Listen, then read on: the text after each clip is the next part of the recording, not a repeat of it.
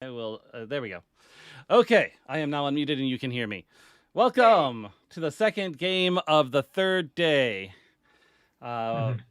Remember, donations not only let you influence the game as you watch it, but also enters you into a raffle for lots of cool stuff. We got books that are coming out in September. You'll get a first edition copy written by our very own Jason Klom. We've got teas from Geeky Teas in Burbank, run by Donna Ricci. She's awesome. She's helped us since year one. Lots of other stuff. You can see that at the Meowrathon.com website. We got a whole page about it. And I've got more things to add. So if you have donated in the past and filled out that form, you might need to go back and edit it by the end of today, so that you can get some more options. So I'll hand it over to Vi, and we'll get everyone introduced, and she'll explain how everything works. All right. Thank you very much. So, hello everyone. My name is Violet or Rosie, and I am going to be acting as guide for this game of Wanderhome, a very cozy, very rules light game about adventurers wandering across the magical, mysterious world of the Haith. And off the board, I am a musician and creator of things. You can find my music at Sparkling Vinegar, vinegar spelled with a y.bandcamp.com.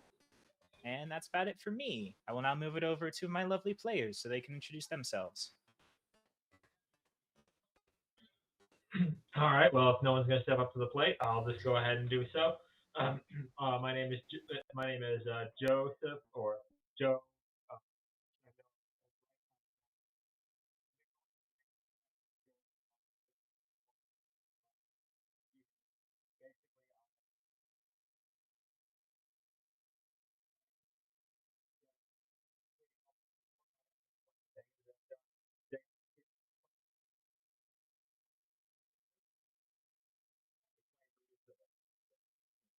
Yes, we'll get into characters in just a little bit.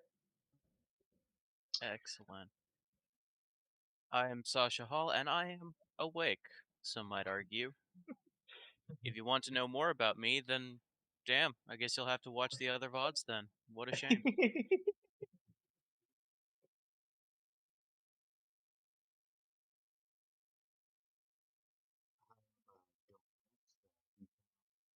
I graduated from college recently.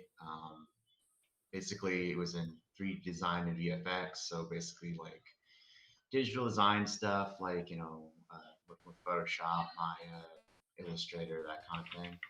And yeah, I'm here to have a good time and raise some money for lovely kitties.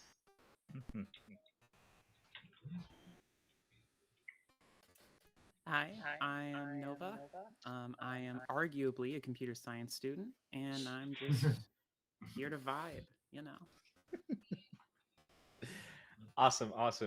Good. Now, before we get right into our characters, I do want to go over a little bit how donations are going to work for this game. In a tab that I may or may not have just closed. So,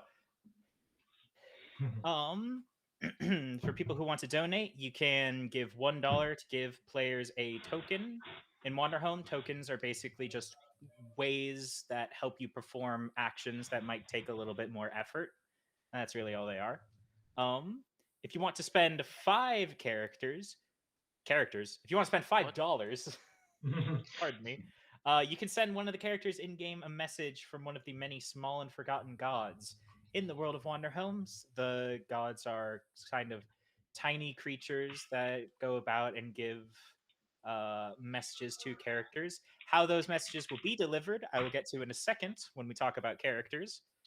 If you want to donate $10, you can cause a nature action, which is to say that You can have the world around the characters either perform some action on them or ask some sort of question in order to further along the plot of the story. And if you want to pay $20, you can introduce a new Kith, or in this game, I am calling them Cath, which is Wanderhome speak for NPCs. So if you do that, please feel free to then list what sort of breed of cat you might want to be introducing, as well as what sort of personality or nature you might want them to have. Okay. And with all that out of the way, let's now get to character introductions in whatever order people want to go. All right, going with the same order as usual. I'll step up again. I am playing Brutus using the Guardian playbook. I am a rather the Guardian is someone who holds their ward close to their heart. Someday will hurt them, but this will not be the day. I am a veteran from the Great War, and I am reaching the end of my life, and I have used whatever I have. I've used whatever I have strength I have left to look over a spunky fire, a small a small spunky firecracker child named Zoe, who is a rabbit.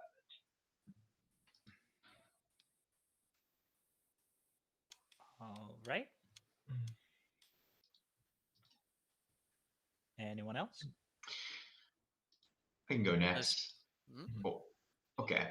Hello. I'm playing Stern Iron Shell. He's a tortoise and a pilgrim, and he was also part of the Great War.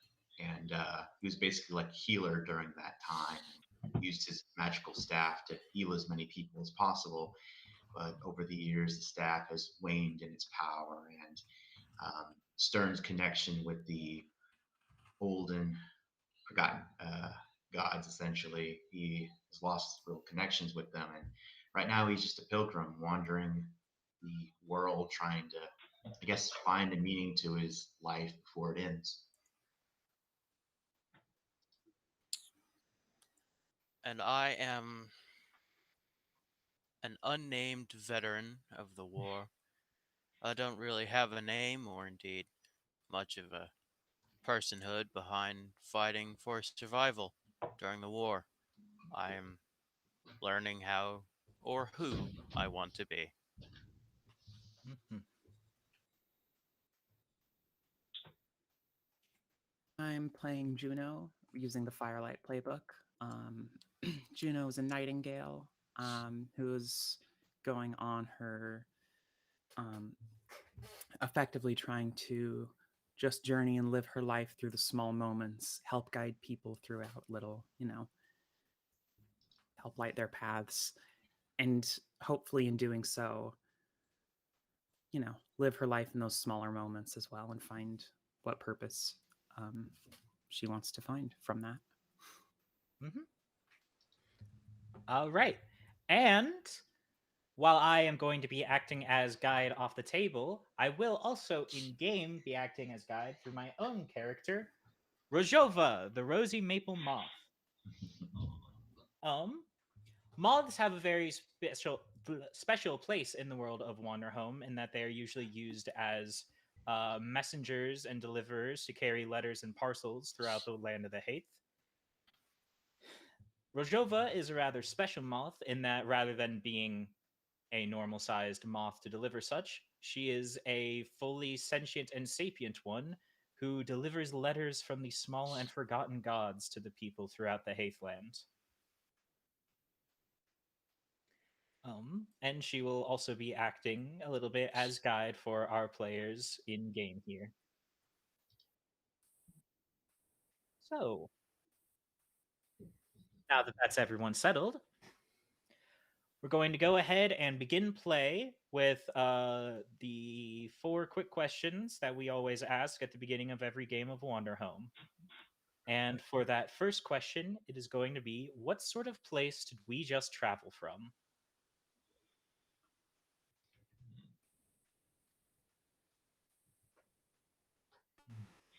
Didn't think that far ahead, really. That's all right. Take your time. Wanderhome is all about thinking about these questions. Would you say that so we'll get a little bit into the land that we're going to. However, it's somewhere that is we're currently in this vast plains area of the Heathland. So likely we came from somewhere that is also within that same area. Hmm. Perhaps we've opened up from a forest or something, and now we can for the first time in days, perhaps we are able to see the sky clearly and see what's ahead of us. I like that. I like that. Mhm. So Yeah, all we right. were traveling through a forest. An interesting question to ask is how are we all traveling? Are we on foot? Do we have a cart? Stern is the kind of pilgrim who takes everything by, he doesn't really take cart. He walks with his own 2 feet. Mm. That's Yeah. kind of that's kind of what I picture in my head as well. Just Yeah, I was imagining on foot. Okay. So was I. Very good. Very good. So we are all traveling on foot, and we have just made our way out of this large forest. I think that then leads very well into the next question. Do we feel our journey has been long? For Stern, I'd say, yeah, he's been just wandering for, I would say, years at this point before he even met up with the rest of the group. He can't even recall when his journey started. It's just been that long for him. Time, everything like that just kind of blurs. I feel like life itself is a journey that we never have that never stops until the end. I feel I've been journeying for too long and yet no time at all. Can I ask a follow-up question in a more concrete manner of speaking? Sure, absolutely. How can I follow up and say how long do we think we've been traveling together as opposed to just traveling in general? I like that a lot. How Yeah. long have you all been traveling together? I can only answer in flowery metaphors. You'll do great in this game. Mhm. Yeah. I to me I feel like I've been traveling with all of you for quite a quite quite a long time. At the very least, traveling with uh, uh at the very least, I feel like I have been traveling with Stern and Friend for a while, considering we have a shared past.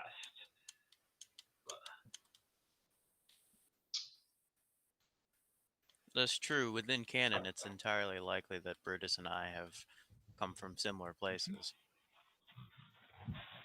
I would say, from Rajova's perspective, that it definitely feels like we've been traveling for a very long time, but it can be very difficult to tell considering I'm usually a pretty fast one to make new friends.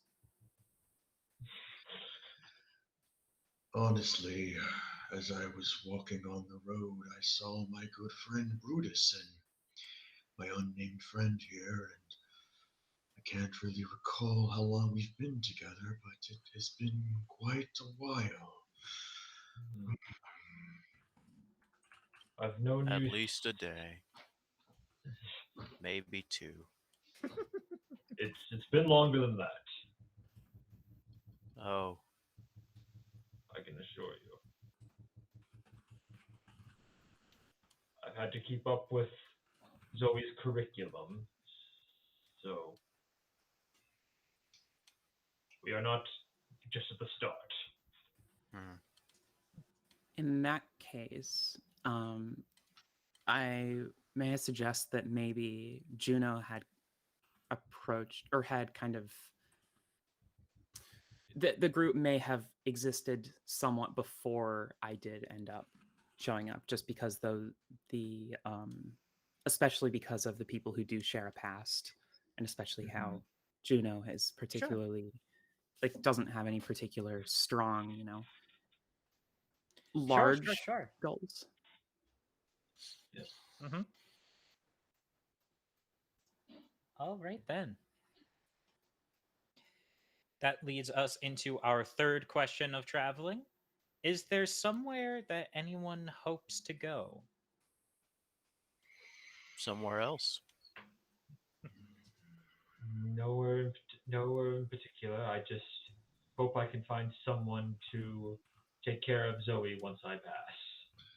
There's been a few places I've been wanting to see. One was an ancient and forgotten island, though I have to believe that it doesn't exist. And the other is a hollow. I've heard it has something to do with the small and forgotten gods, but whether or not that's real or not, I'm not sure. I'll get there eventually.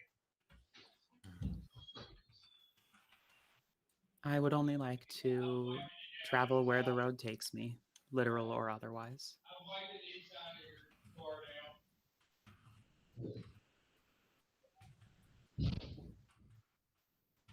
All right. As for myself, the one place I am looking forward to get to is our very next destination. Mm. We are headed now to the town of Evercote, which is a sleepy little slice of paradise in the boundless fields region of the Haith. And it just so happens that all of us are going to be arriving just in time for the festival that occurs at the end of the season known as Bright and leading into the season known as Breathe, this festival that we call the Day of Song. Hmm. Evercote is a rather strange place, actually. The people there are very warm and inviting, but whenever anyone travels there, there's always something that's very clearly different. The boundless fields, being the center of the Haithland, is so often where people are able to find the most colorful mixes of the different animal folk that inhabit this world. But strangely, in Evercote, all of the citizens are cats.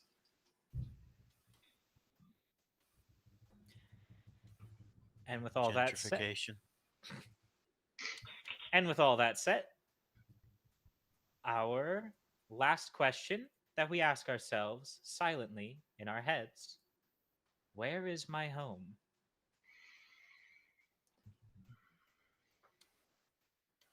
And with that, we're ready to set off on our journey into the town of Evercote. So, as you approach the isolated town, the first thing you notice is a rather well kept wooden bridge set high above a deep canyon with a rushing, churning river passing down below. Looks a nasty full. Yes, Is it it would appear to be. is it sturdy? Um, it certainly looks to be. It's not new by any stretch of the imagination, but it's not like tattered and rotted and liable to fall at any given step. It decently seems like you'll all be able to cross it. Mhm. Hmm. Quite a beautiful sight. I think we've seen a few bridges by now. But this bridge here has history to it. Kind of just touches the side. It Very sure cool does. bridge. You hear sorry, Go on. I'll say that you hear from underneath Bruce's coat, kind of speaking out. You just hear, "Just another bridge. It's boring. It's boring. Are we there yet?" God.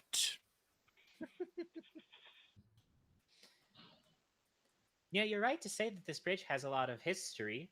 Rajova shuffles through her satchel full of papers and scrolls and pulls out a little guidebook. It says here that the canyon the bridge is over was supposedly carved out by the Giant King ages ago. Legends say that he drew this line in the continent all the way from the northern lakes to the southern bay with a single swing of his mighty spear in order to bisect the land and separate his position from his brothers. Sounds like siblings. I guess some things never change, Truly. huh? Yes. Truly, it shows how how even centuries ago, war had shaped our landscapes. Mm-hmm. And yet, it also shows the will people have to continue to bridge them. Well put. Well, you can keep waffling on about bridges. I'm going to actually cross it. Well, before you can, Nope. as you approach the bridge, the first thing that comes into focus is a seemingly hastily constructed booth just in front of the passageway. It's connected to a sturdy wooden beam barring you all from crossing. As you approach this booth, you can see from just behind the stand a learned looking chartreuse. I can pronounce that correctly. Chartreuse cat calls out to you. Hello, hello there, friends. Welcome, welcome.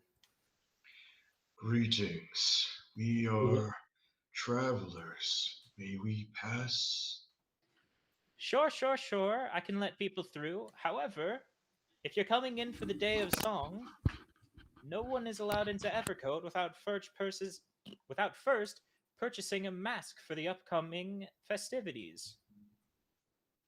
The Day of Song. I don't believe I've heard of that. The day of song? But of course! It's celebrated all throughout the Haith, or at least I thought it was. It's been a while since I've been outside of town, admittedly. Hmm.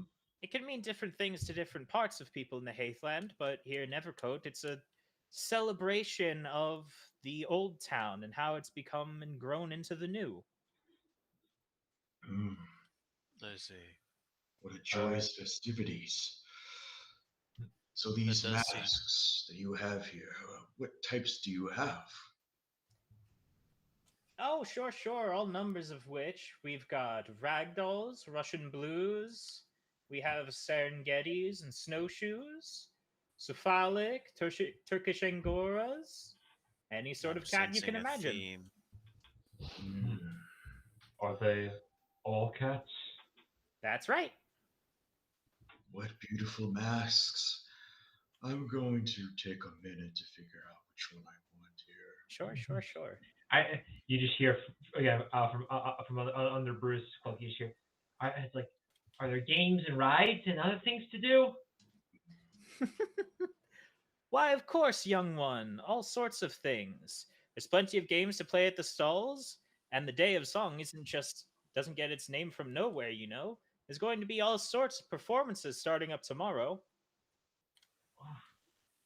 Well, then let's go. You see, you just see like a little tiny pair of rabbit legs peeking out of one of the coat as Bruce is just not now. We have to stay. We have to get our masks first. Hmm, I haven't decided yet. I like this color, but this one looks nice too. Hmm.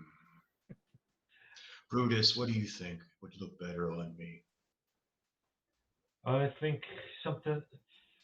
But it depends. Are you hoping to stand out or blend in? Hmm. Tough question. Hmm. Me personally, I don't want to cause any. I don't want to cause any unnecessary attention. So I'm going to be getting something that rather suits me, and he will pick up two masks. One of them is like a black cat that he hands to Zoe, and she's like, I want an orange one, and he's just like, no, this is what we have, and then he'll get like this. He'll get this like brown this kind of like this sort of like dark brown cat mask that he'll just put over his own face. Okay. What one that one I was well, hold on, is are these like the kind of masks that have like the little bands in the back and then So I mean, it's your mask. You can position it however you want. However, how I'm imagining it is one of two ways. Either And I'm sure for the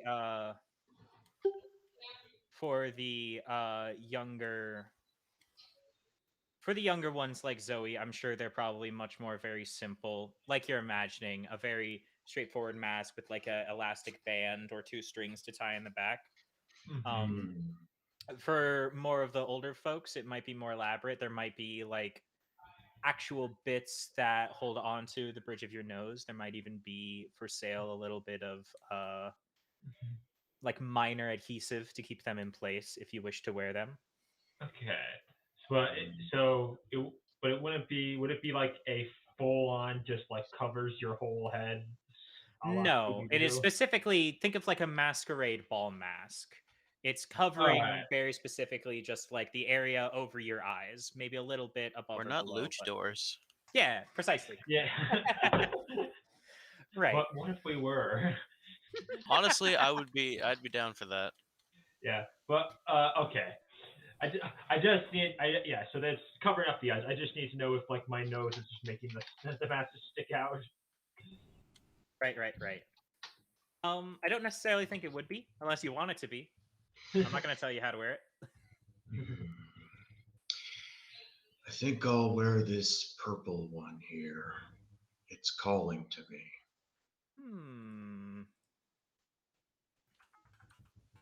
I'd like to get one that doesn't obscure my vision as much as possible. All right. So for Stern, it sounds like you've picked up something like a Russian blue mask. Yeah. And then something to obscure as little as possible. Soldier, would you perhaps prefer something like a Sphinx cat? That would work. Very good, very good.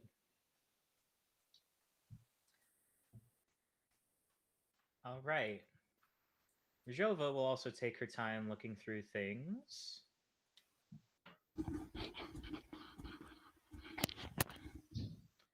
And I had this picked out somewhere. Yes. Reaches out for a spotted tabby mask that she is going to immediately affix upon her face. Juno will pass her eyes over a bunch as kindling, the firefly companion I have, Yes. continues to kind of pulse and just lights them up a little bit for it to be, easier to see. But will not reach out for any in particular. We'll just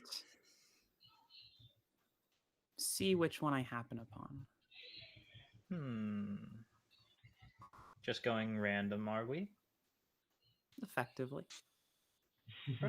Sure. Then I will say you reach out and your hand comes upon a very well-made mask of a light gray Maine Coon.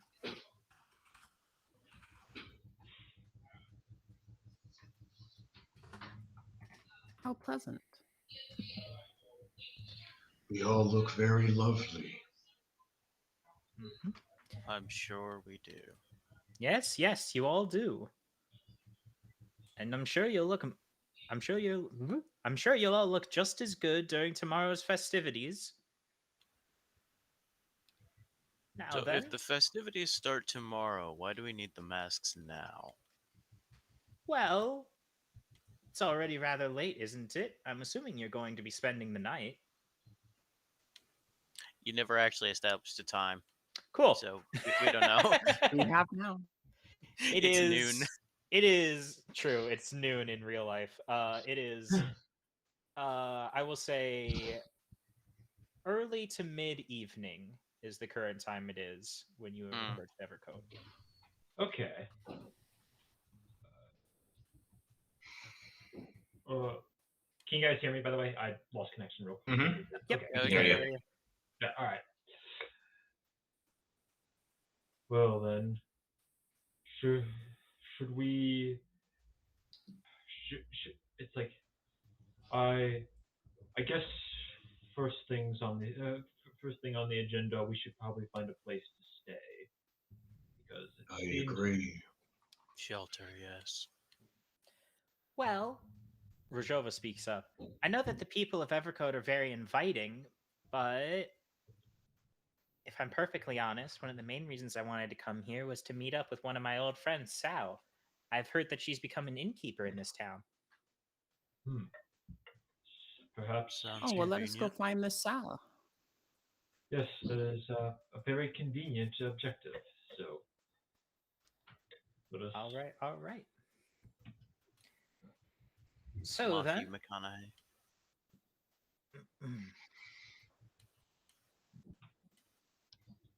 now that each of you has mask in hand, the man at the booth pulls a tall wooden lever, and a large creak is sounded as the beam lifts, and you are granted access into the bridge into Evercote. When making your way into town, you can see that the townsfolk are hurriedly busying themselves about to prepare for tomorrow.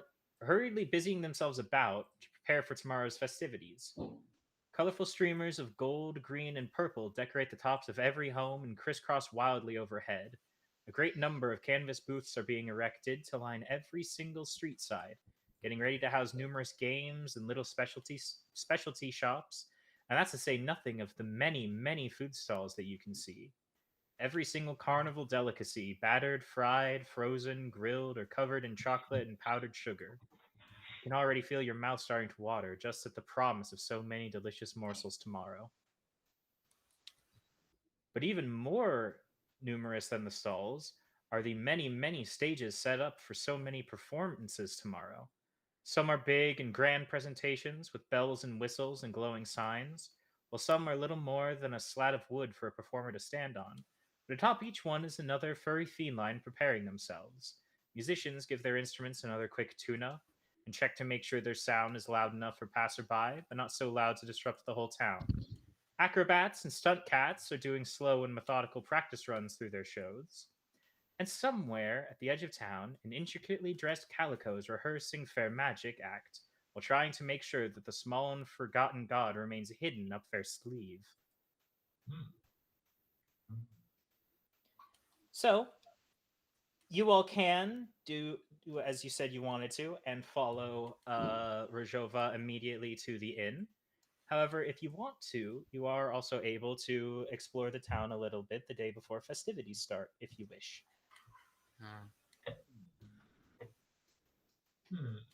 It may be helpful to I- know the land beforehand.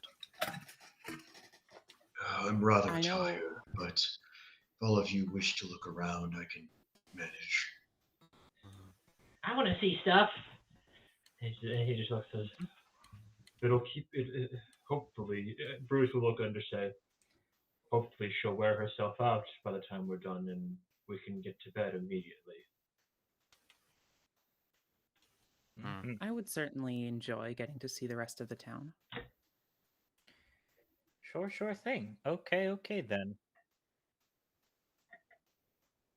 So, you all are going to make your way through the streets then.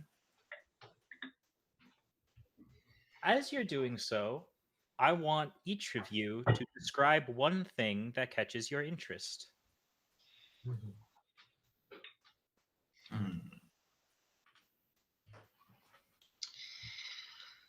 So while Stern's kind of just walking about, following the others, he notices that there's one stand that has a sign that's kind of broken. Someone, it looks like it's going to take them probably a good period of time to try and fix it. Stern kind of walks up to him and is just like, Hello there. Do you need help with this? Anything I can do? So, give me one quick second.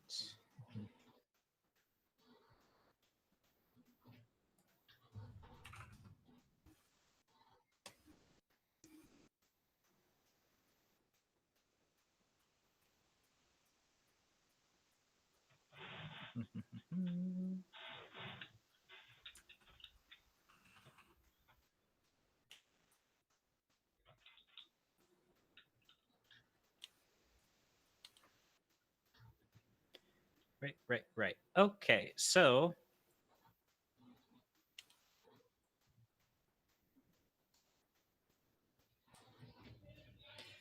you, Stern, said that you were feeling rather tired earlier, but are still exploring because other people want to. Yeah. So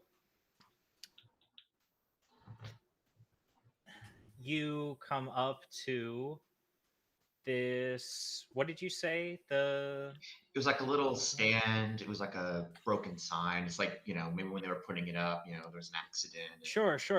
with the wood.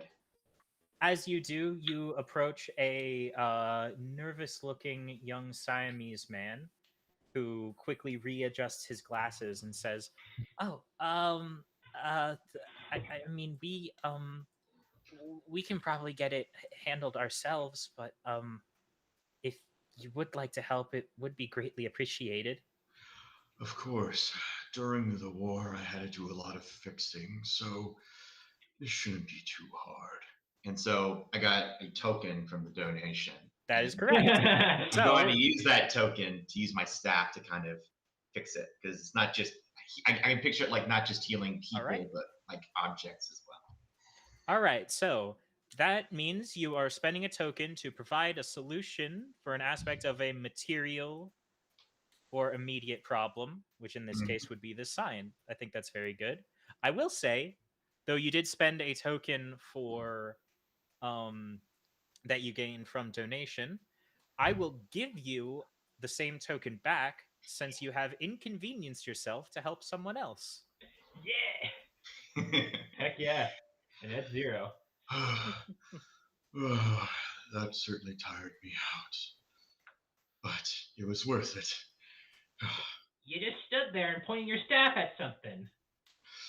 Don't be so rude.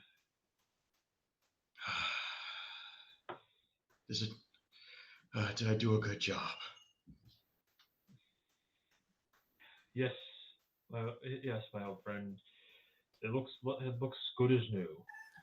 Yeah, that's very helpful. Thank you very much. What was your name? Oh, Stern Iron Shell. Though the name certainly doesn't fit me anymore. That's all right. It's fine. He offers his paw in a handshake. My name's Simon. Nice to meet you, Simon. I look forward to the festivities tomorrow. Mm-hmm. Sure thing. Look forward to it too. This is going to be my first year setting up at the family games booth. Oh, that certainly sounds fun. Brutus, would your little one like to play the game tomorrow? I'm sure she would enjoy that. He just looks down. She says, "It's like, of course, I want to play all the games, and I hope those games are going to hit and break things." Oh, breaking. I'll be there to fix it if that happens. It's no fun if you fix it. Simon just sort of nervously fidgets at the mention of anything being broken. I mean, the bottles are usually more sturdy than that, so they just get knocked over. I guess the And I guess closest I'll thing just have to be... throw harder. Oh my. He's Please, going to let's- once again nervously fidget and readjust his glasses. Yeah, please, let's not damage any of their property. They need to preserve it for the next people. He just looks up. Bruce looks up and says, "My apologies. She is rather feisty sometimes." That's all right. Well, I'd certainly like to talk with you all night, but I'm rather tired. All right. Thank you. Go on. You've been a great help. Have a good night now. So, describing things that we see in town, right? Yes. Right? Yes. Okay. Here's one that pops into my mind as Bruce is just looking around, showing Zoe the sights. It happens upon this one strange tent. I feel like it would, for the most part, be set up. Just this kind of tent that's sort of kind of a smaller circular, like circular shape, with a single door open and things come in. It's very dark, mysterious. It has like a lot of like purples and blues as it's for the exterior. It's like Zoe just says, "Hey, this looks like I think it's a haunted house. Maybe it's something cool and creepy." And as Bruce kind of like peeks in, he does see for the like still being set up a bit, but the the main thing that stands out on the inside is a single table and a crystal ball in the center of it.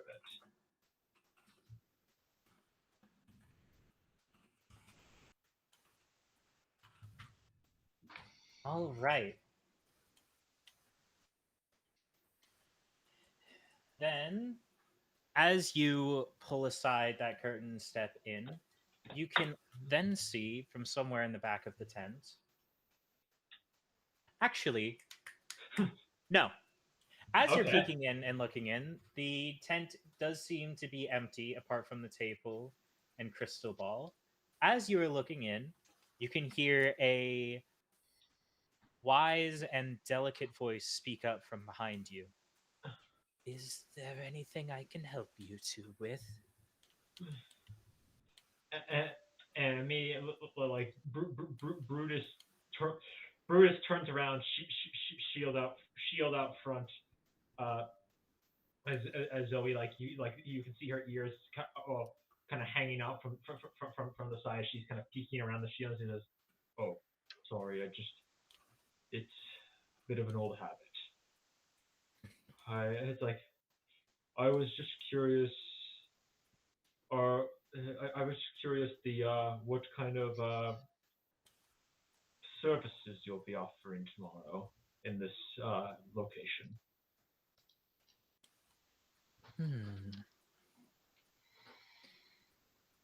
Well, my name is Katrina, and you happen to have stumbled across my fortune-telling booth. You can see this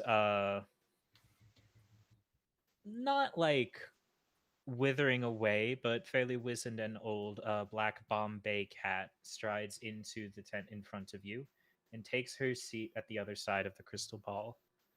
I'm afraid services are not quite open for today, but should you choose to come by tomorrow, I would be happy to have you. So you then just hear like speaking out from the code. You just see the little rabbit's head and just says, "Wait, Fortune, so can you like see the future and stuff?" Well, it depends on what you mean. If you're asking if I can give you specific details about your coming life events, then no, I'm afraid I can't give as much. However, I am rather known to give decent understandings of the directions one's life tends to be headed in.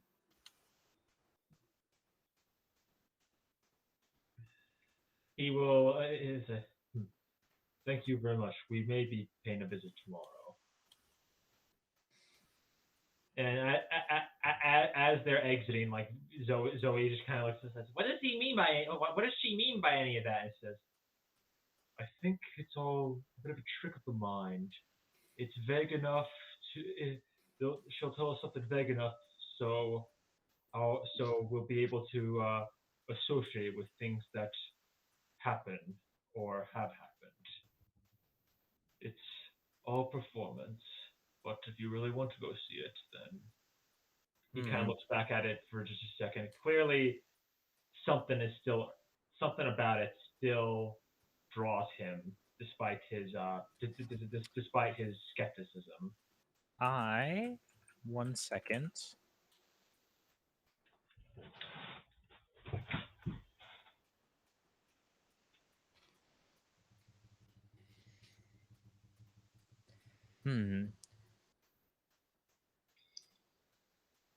As you say this, you can see Katrina's eyes start to stare off somewhere into the middle distance. She waves one hand over that crystal ball and stares directly at you, Brutus. You say that my fortunes are just vague things that you can point to anything to happen in life? Yes. Then perhaps let me say something very, very certain. You, great bear, and those you hold dear, and those that you have come here with, all of you are going to go through a great change later tonight. I sure hope so. I've been wearing these clothes for weeks. I would As you- like to wear something clean. he kind of is just like he just is like, well, that could mean anything, but thank you. In Brutus's favor, the specific action that this character can always do is make a vague and unclear reference to something that hasn't happened yet. So you know what? Yeah. Fair enough. This is me doing the like like I mean one of the actions I can always do is always try to teach a lesson to my ward. So that's kind of I like see. All right. So be a little specific. What is the lesson that you are trying to teach young Zoe? more of a something of like kind of as he's saying to keep a bit of a go in with a bit of skepticism. Fair enough. Fair enough. Yeah. Like I said, much like how a lot of fortune telling can be in real life. Mm-hmm. Oftentimes they can just describe vague things and then have you work backwards from your conclusion and Sure. Absolutely. Yeah. Mm-hmm. All right. That's been 2 encounters. For other 2 travelers, is there something that you encounter while wandering through town that you would like to describe? Part of my history and therefore habit is that I cannot sleep until I've more or less scouted the immediate area.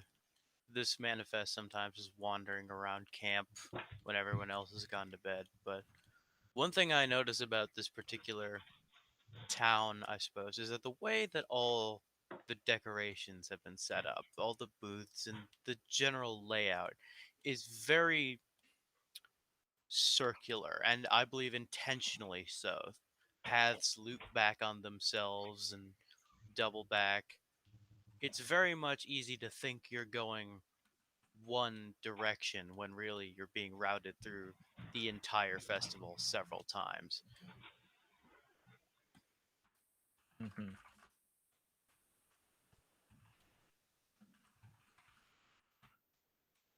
Right.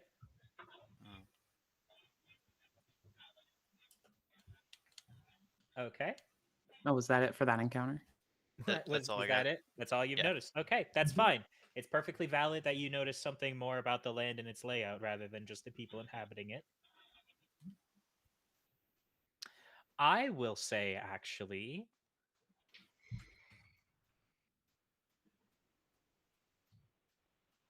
the way you've described the way you just described it almost makes it sound like a labyrinth. Something like that. It's less of getting lost as much as you always know where you are, just not exactly where you're going. Sure. In that sense, I am going to, even though we have not explicitly described the town of Evercote as a labyrinth, I'm going to go ahead and do one of the labyrinth's nature actions, which is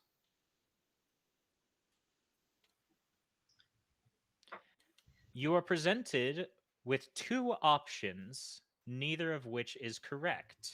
Can you describe them for me?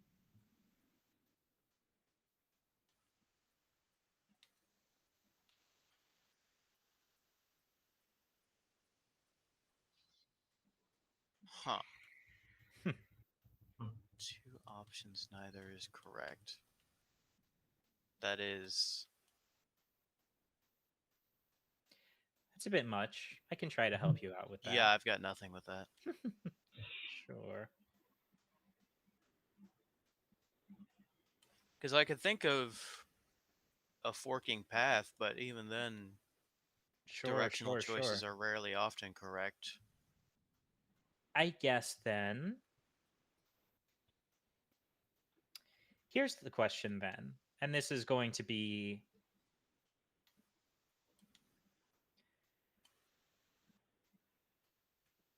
an interesting way of wording this. Since as you're getting a lay of these labyrinthian winding passages, would you say that the constant winding routes of the town are all leading inward or outward? I would say they're mostly leading through. Sure It's thing. inward, definitely, but it's mostly laid out in such a way to bring you through the entirety of the festival, no matter which direction you walk. All right. And for being presented with those two options, the nameless soldier is granted a token. Excellent. All right. Last up then would be Juno. Yeah, so Juno will essentially wander, will notice, will glance her eyes over at the various things that are happening, booths being built, and nothing will immediately catch her eye until, as one of my things that I can always do is keep walking. Fair And enough. Kindling will essentially flash and point out something along kind of over my shoulder that I didn't notice as I'm walking past. And if I recall, this is maybe around evening sundown ish, Mm-hmm. then I'm going to notice how the sun crosses, like the sun as it kind of crosses below the tree line of the forest that we just came from, and kind of ponder on how our paths did cross in such a way that we did all converge when we did, and that led us to this moment here. And not exactly worry, not exactly like think about where things are going to go, but more indulge myself in possibility, I guess. Okay. Well, I will certainly say that's going to grant a token because where is it here? I can think of no better example than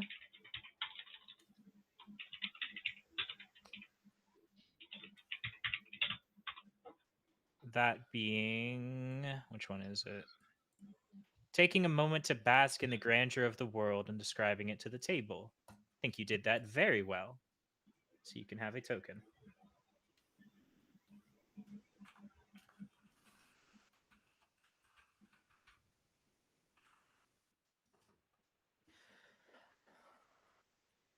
I will say that as you are doing so, you can also hear the faint notes of a guitar being plucked from somewhere just behind you.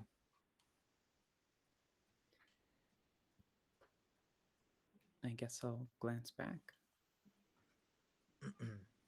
All right. Just off to the side of the road, you can see three cats standing atop a small wooden stage. There's an American and British short hair, as well as an Australian mist. The American short hair is the one who seems to be plucking away at her guitar.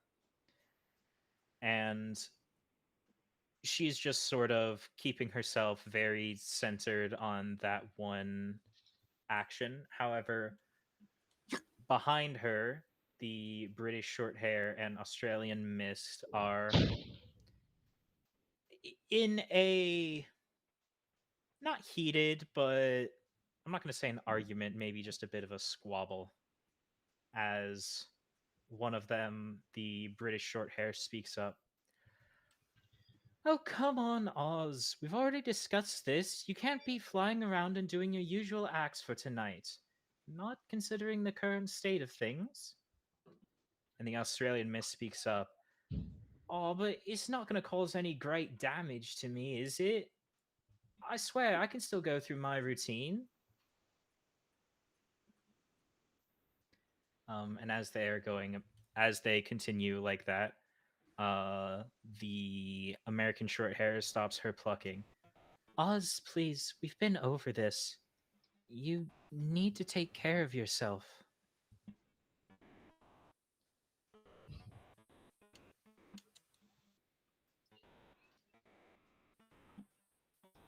Is this something that we can all see? Assuming you all are traveling together, which it kind of sounds like you have been a little bit. All So, right. if you want to interject, you can. Interesting. Uh,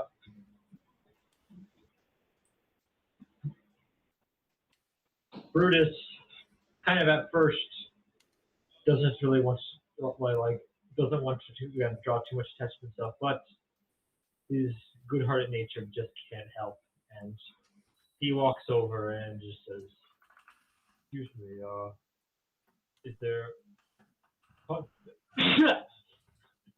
is there anything I can help you with? What's going on here? You sounded like there was an argument." The American Shorthair is going to stand up and set her guitar down and straighten out the floral dress that she's wearing. Oh, don't worry, don't mind those two. Just having one of their usual squabbles considering the past. Oz, our wife, is usually known for these great acrobatic stunts that she's able to do during the day of song. However, current circumstances give her very, very strong reasons why she shouldn't be doing that. What are those circumstances?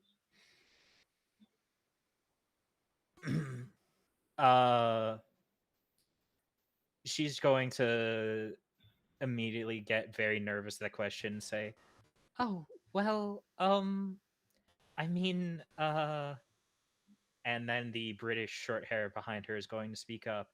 You don't need to get so nervous every time anyone asks about it, Mills. The reason that Oz shouldn't be doing any of this is because she's expecting a child soon. Oz, the Australian Mist in a stiff white shirt and scuffed trousers, speaks up.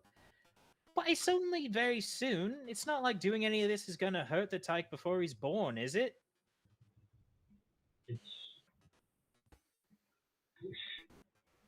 It very well could. From what I've read about in my books, during how many months has it been? You said it's meant to be delivered very soon. Nah, not very soon. We only found out about a week ago.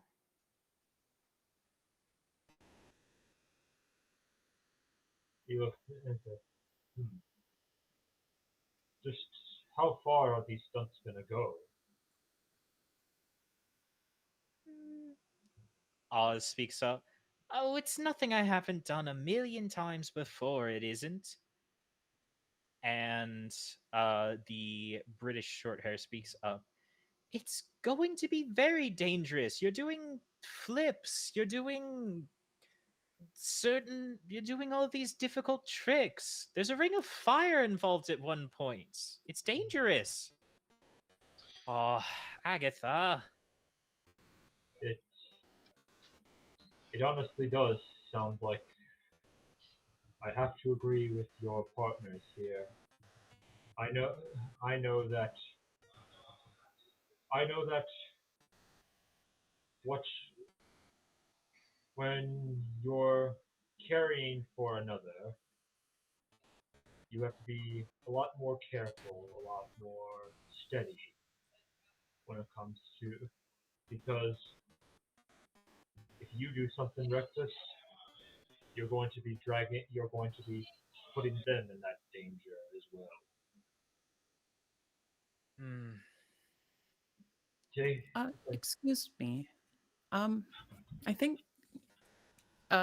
Kindling may have a question. It they seem to be asking what else we can do.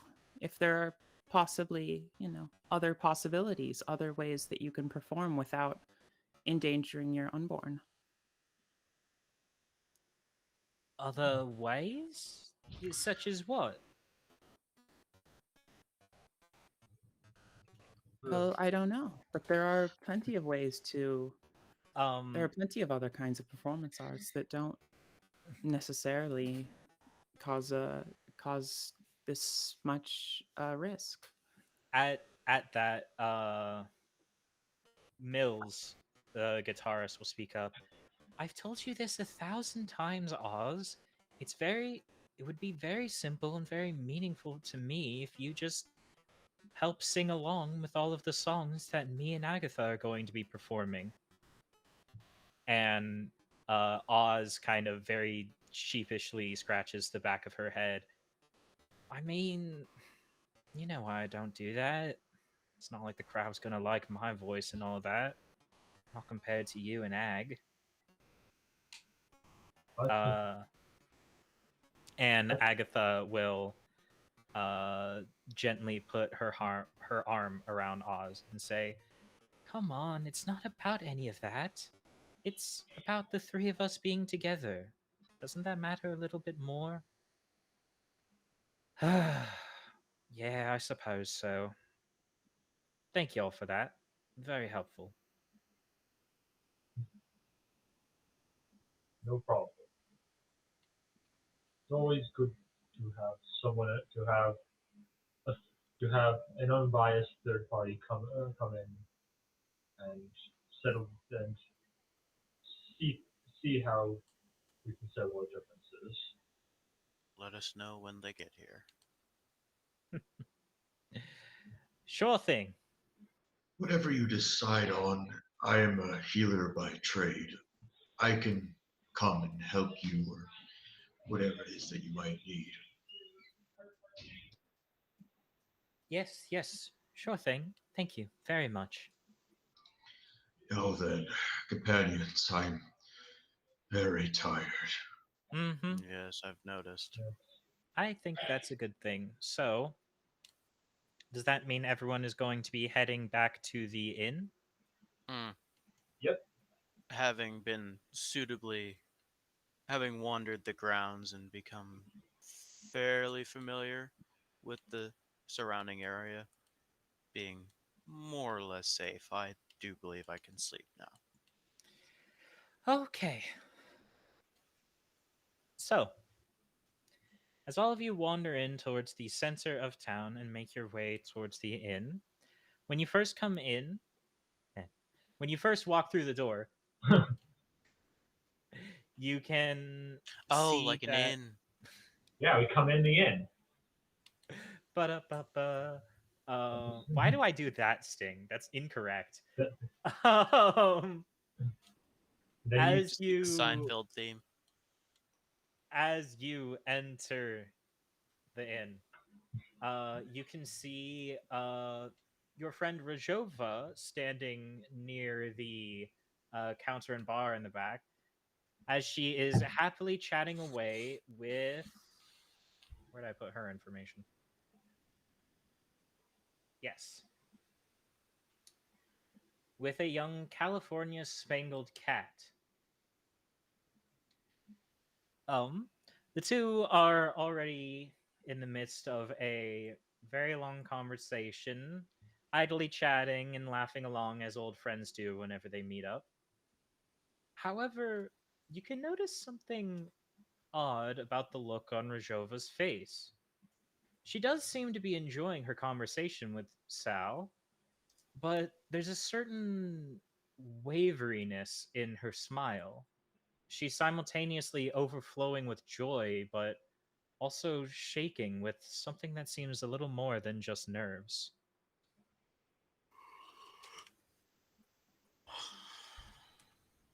Um, Um, as all of you enter, Sal is going to look up from the conversation and give you all a wave. Hello, hello, come in, come in. I believe we Hello. already have. Hello. Yes, yes, yes. You all must be the travelers that Rose has been telling me all about. We are. So it Indeed, we seems. are. I'm Juno. Nice to meet you. Right, right. Nice to meet you too. Name's Sal. Glad to have you here in Evercoat. Will y'all be needing places to stay for the night? Oh yes, Yes. please. That How would be much? fantastic. How much would be the night's pay exactly? Oh, no, no, no, she gives away. Free of charge. It's a holiday and all that. Oh, thank you. Plus, you're staying as friends of my friend. I think that all works out nice. Very well. Do you have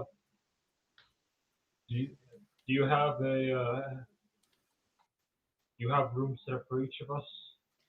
Yes, yes, yes, of course. Here, here. She shuffles around behind the bar of the inn and then takes out a fistful of keys to hand off to each of you. You'll find your rooms just upstairs. Go ahead and get some night's rest. Want to make sure you got all your energy for tomorrow's festivities. Second floor. I appreciate it.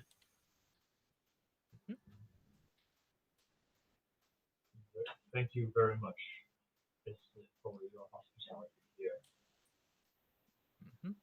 And then she is also going to give a nod to Rojova. You better get yourself some rest too, love. It's been nice catching up, though, and I'm sure we'll have much more to talk about tomorrow, eh? Rojova is going to give kind of a shaky nod. Yes, that sounds wonderful, Sal. It really is good to see you after all this time. And as you all are making your way up to your rooms, you notice that Rojova is still nervously muttering something under her breath. Uh, Rojova, is something the matter? Um, I, um, you can see her kind of like trying to shuffle through her bundle full of papers and not coming up with anything.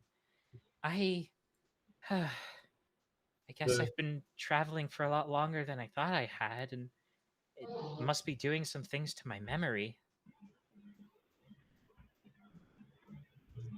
what hmm. How kind of so? conflicts have you come across? Well, I mean, that was definitely Sal that I was talking to, and I knew Sal for a really long time, and I knew her really well. I would recognize her voice and her personality everywhere, but um my friend Sal was a cardinal, a bird, not a cat. At least I thought. I'm obviously wrong because there she is, but uh, Did you Interesting. did you ask her about that? I, did, how do you just ask someone That about sounds. that? I That think truly does sound like a very difficult question to ask somebody. hmm uh,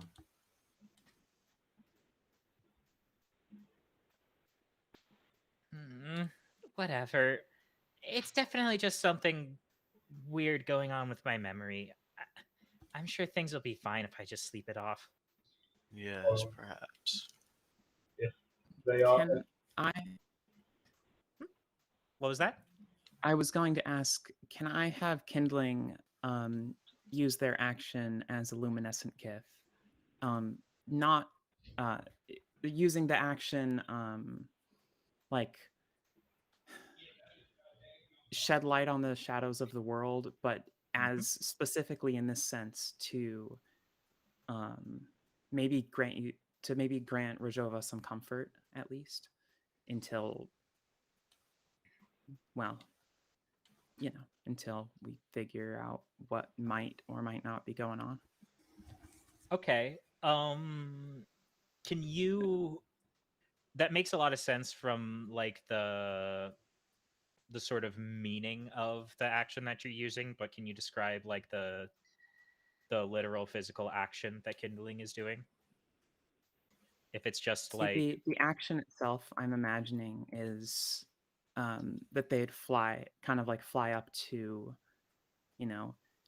near your shoulder and just gently pulse in a very like reassuring manner, I guess. Okay, I like that. Rajova is going to lift her hand, give kindling a little pet. Thank you. Definitely could use some comfort right about now. Yes. If, go ahead and sleep it over, but if you're still having troubling feelings, then perhaps we should discuss this further. I am going to say, by the way, that no, never mind. I was going to maybe ask that action require a token, but you're using one of your actions you can always do with kindling, so you can just always do it, and therefore it doesn't require such. Okay. So, with that, everyone seems like they're going to be setting themselves down to bed for a bit. Since we are all pausing for a moment and getting some rest, that means every character is going to take another token. And I think this would also be a good place to call for a short break for ourselves. All right. Sounds good. Sounds good. All right, guys, All right, we're gonna see you guys go back in for 5. Yep. I'll be back See you in a in bit. 5. Ugh.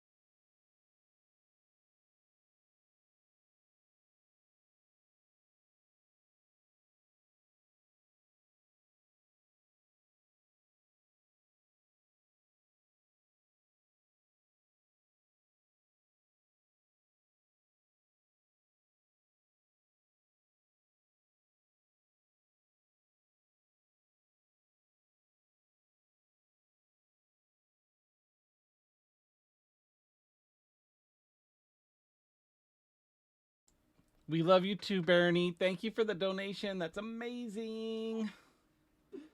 You see what your mom donated? Yeah. She's awesome.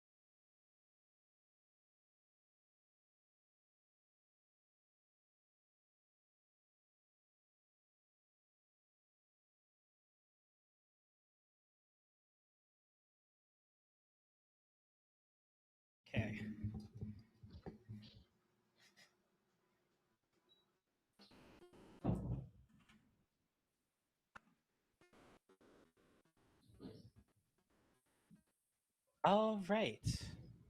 Welcome back, everyone. Now, a new day has dawned in the town of Evercote. And the first question I have for all of you is, which of you is the first to wake up? That would think- be Yeah, either Brutus or yeah. myself. I'd say it would be Brutus because especially with he has a little bit of health as kind of at the crack of dawn. Oh Zoe yeah, got- no. The is- correct answer is of course Zoe. Yeah. The child in Yeah. me. Yeah, Yes, she's yes, immediately yes. just like, Very good, very good. like, it's the festival day, and she's just immediately just hopping up on, like, gets off her bed, hops on her Bruce's bed, like, come on, Bruce, we gotta get up. Just starts doing little bunny hops across the. All right. So, your morning routine starts with your ward already 6 a.m. bursting with Compressing energy. your organs. Yeah. Getting up. So you, as you do every morning, bleary-eyed, kind of roll yourself out of bed, still kind of like adjusting to things. What would you say is your usual morning routine, Brutus? Well, let's just say this is a bit more than a usual morning. For one, there's a roof over our heads, so Mm-hmm. but I'd say the usual one. It's hard to keep Zoe kind of under control at this time. At this time, especially because she is so excited for the festival and stuff. But he is still like making sure that like kind of making sure she's awake, getting her dressed, having her eat breakfast, and then even though it is a bit of a fun day, trying to sneak in like just a little bit of reading, a little bit of lessons here and there, just so Mm-hmm. just to show there's a little she learns a little bit, at least something a day. Okay. So as you're getting ready for the day, I assume some part of this was you like in order to wake yourself up, maybe going to wash your face or groom yourself or some sort. Yep. When you go to do so, you enter into the restroom in that is sort of adjacent to your lodging. And as you're getting ready, as your vision is starting to clear up, you take a look in the mirror that is just above the sink. And that mirror is going to trigger its own nature action. I remember this from Zero. So, what is it about your reflection that unnerves you? Or, more specifically, how do I have it written? How are you more like a cat than you were yesterday? Boom, boom, boom.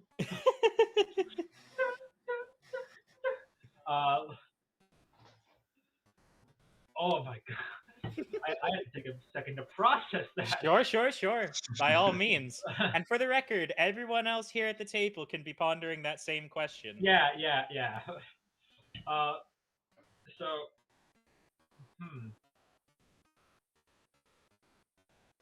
I guess for one thing is that when I touched the water, I like immediately like touched it with my nose, and then immediately like it feels a little uncomfortable. Normally it's weird because Bruce normally likes to wade in a pool. Maybe he doesn't really have the capabilities for like swimming nowadays, but he still likes to just wade and float. But if he does that, he feels a little bit uncomfortable. And he just kind of stumbles back a little bit, looks up, and he he finds himself trying to touch the water, but it just finds himself unable to. So instead, to help straighten out his hair, he just begins licking his arm and I like looking that. around on his shoulders. Right. Interesting.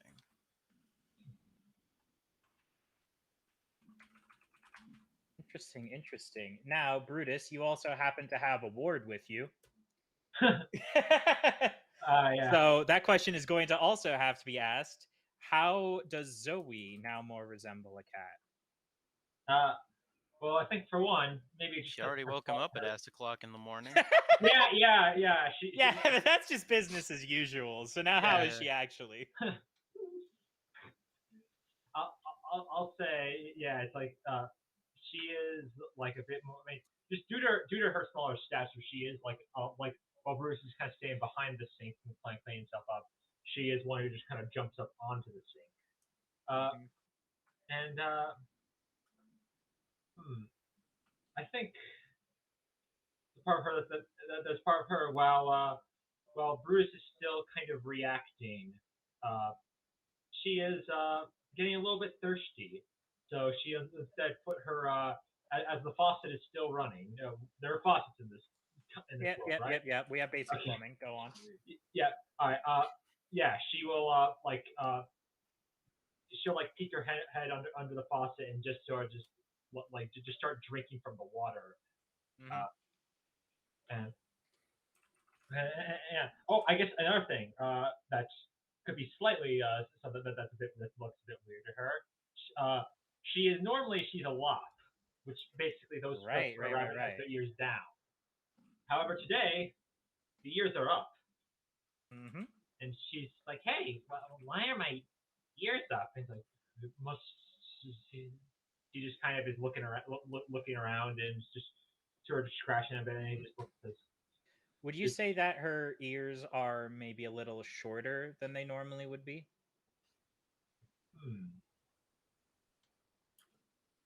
Look, yeah, I could say that. Like, yeah, it's just they look a bit shorter than I thought they would have. Okay. Like, maybe Bruce is just like,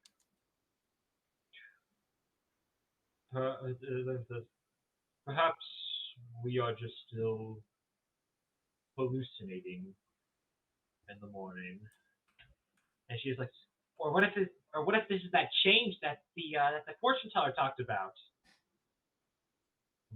Bruce just looks and is like, I thought it would be more metaphorical. I didn't think it'd be so literal. All right. I will say then, as you two get ready and collect your belongings, the masks that you had set off, presumably next to your bedside before you went to sleep, Brutus's now wear the usual nose and whiskers of the thick-furred brown cat are now replaced with the snout and muzzle of a bear's. And Zoe's, instead of the what did I write down? Instead of the simple black cat that she had chosen, the color of the mask has started to lighten up, and on the sides are floppy, folded over rabbit ears. All right. That was also for answering that question. You are going to be granted a token. So now let's move on to the rest of the party. Yeah. How are all of you now more resembling a cat than you were yesterday? I think that I think Juno, when she wakes up and looks into the mirror, immediately notices that her eyes are no longer like the big rounded, like dark eyes of a nightingale, but they're the slitted eyes of a cat. Among presumably other things, but those are the first that I noticed. Sure. And I will say that then, when you go to find your mask,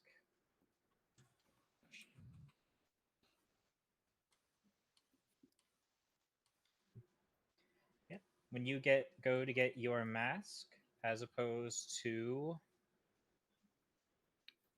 the The very thick and bold fur of a Maine Coon that was on it before are very small, close-cropped feathers and very large, rounded eyes, as your mask now resembles that of a nightingale.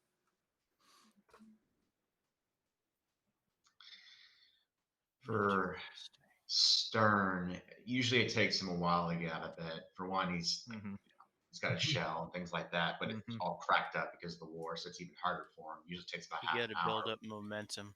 But oddly enough, like he's thinking, oh, another day, another, and immediately he's a little bit more dexterous than usual, and he kind of like falls out of bed, lands on like on his. It almost appears like he's got paws now a little bit, but they're still like, well, he still looks like a reptile, of course. But like as he sort of falls out of bed, the kind of the mask falls onto the floor as well. All right. And I will say that your mask no longer has the unique and subtle color of a Russian blue, but instead has started to turn a shade of brownish green as small little scales have appeared around the edges as it more resembles a turtle. And then lastly, our nameless soldier. Yes. I wouldn't exactly call it a morning routine, but every time I wake up, in a momentary, like, split second of panic, I reach for my sword, and then once I calm down, I notice that everything seems, more specifically, looks different, sharper, more defined color. At the moment, I brush it off as just, the morning adrenaline rush, but it persists, and I start to question why. All right. And is there anything specific about your reflection or appearance that has changed? I would know, I haven't checked. All right. I don't believe my character would very often. All right. Then, as you eventually pick up your mask, you notice that while before it was a very plain and hairless one, you can now see that the thick striped fur of a badger has formed around its outside.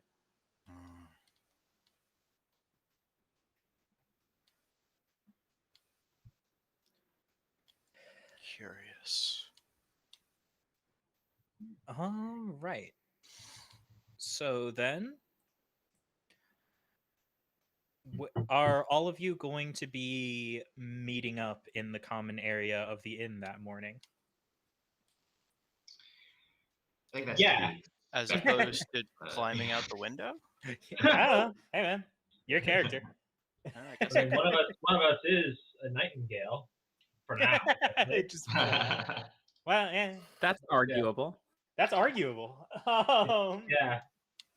So, as you all make your way downstairs, you can hear the frantic shouts of a familiar voice going, "Wait, but what's going on? What is this? How did these? What?" As Rajova bustles out of her room, now sporting colorful, fluffy ears just on the outside of her antenna.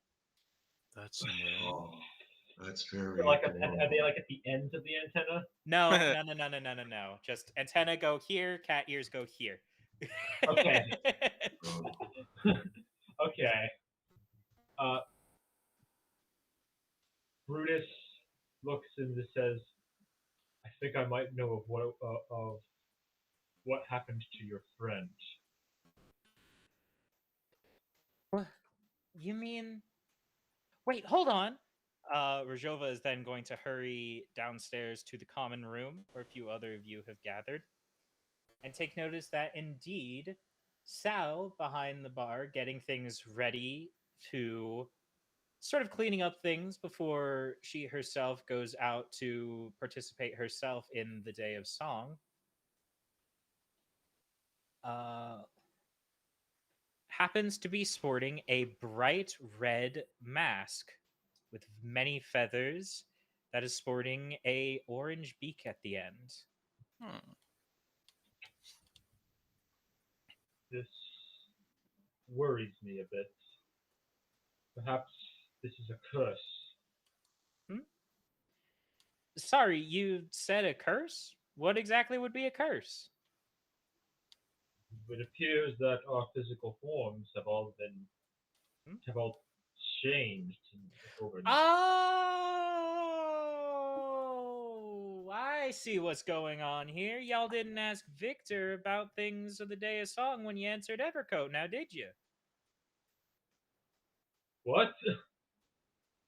I Nah, tried. nah. See, here's a normal thing.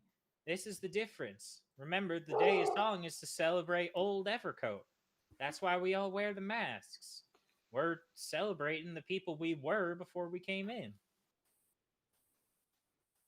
Ah, I see, like a form of rebirth. I don't know if that's quite the way I would look at it, but you mean y'all didn't know what the masks would do when you brought them in? I assumed it was a masquerade.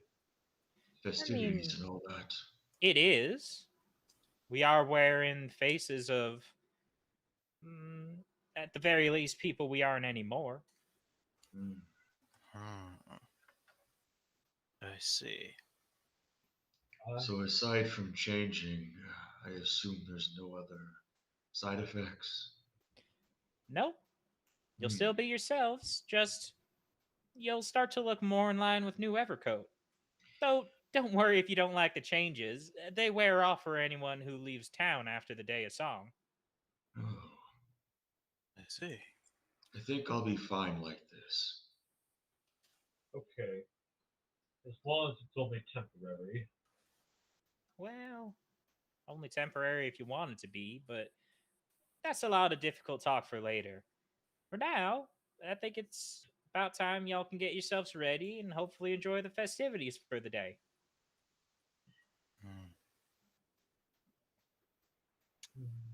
Very Seems. well. Well, I'm hungry. Since Does I anyone have don't anything to eat? regularly check my reflection, I'm just sort of, strange what has happened to everybody. Yeah, for the record, as soon as he lumbers his way into the common area, all of you who are able to get eyes on the nameless soldier notice that all fur has abandoned his body. Oh. Oh. Are you all right, friend? You I seem feel a to have... bit different, a bit colder, but I imagine that's just a different climate.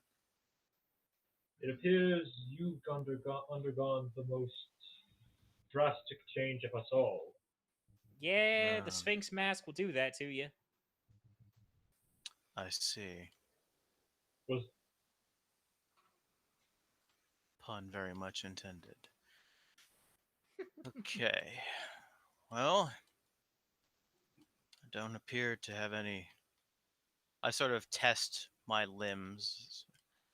Aside from the lack of some, I suppose, protection, it doesn't appear to have much of a downside, so I can work with this. Just be careful. I don't think your skin has really was made to be hairless. Certain things might be a bit more dangerous out there. I've survived this far.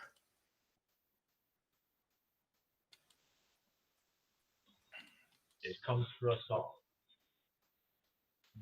Juno is like mumbling to Kindling, like, no, I'm not gonna say you got them all cut. I'm not gonna make the haircut joke. That's too lowbrow. Oh, what'd you say? It's nothing. Kindling and I are just having a little bit of a disagreement. Zoe's like, wow, you really got the mom cut.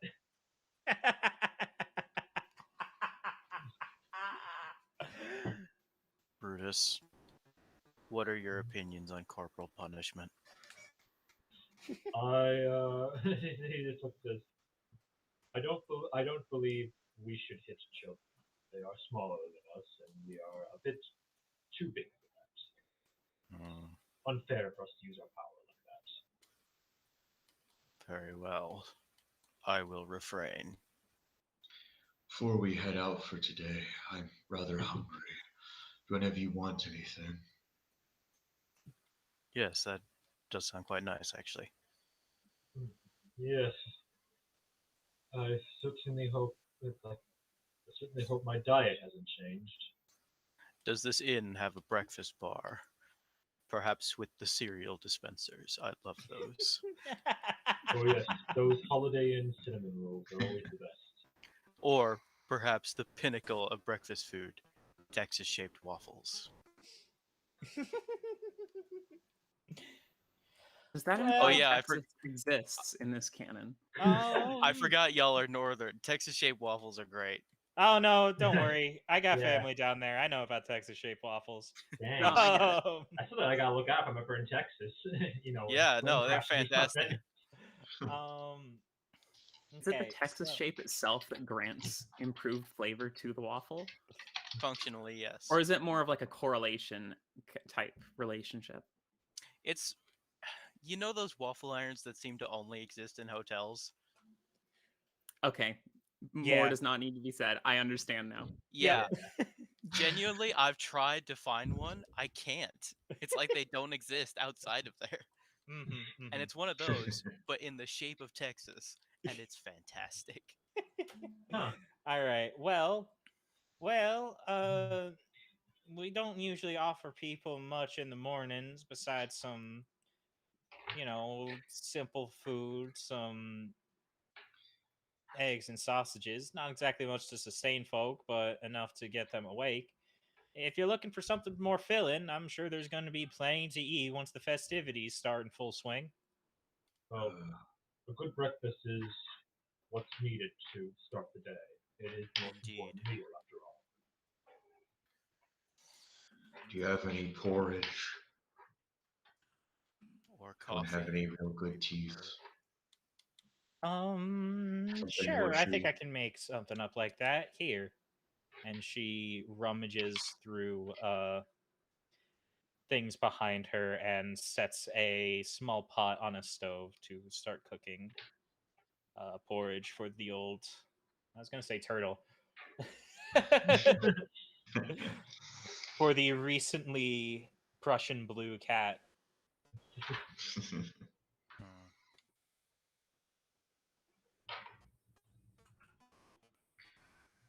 So, what's our plans for today? We're just going to look around, I see have what's out there.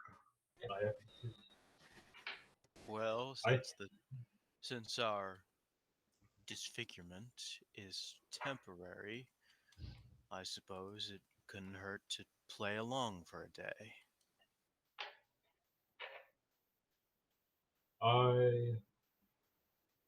I would like to get to the bottom of this a little bit more.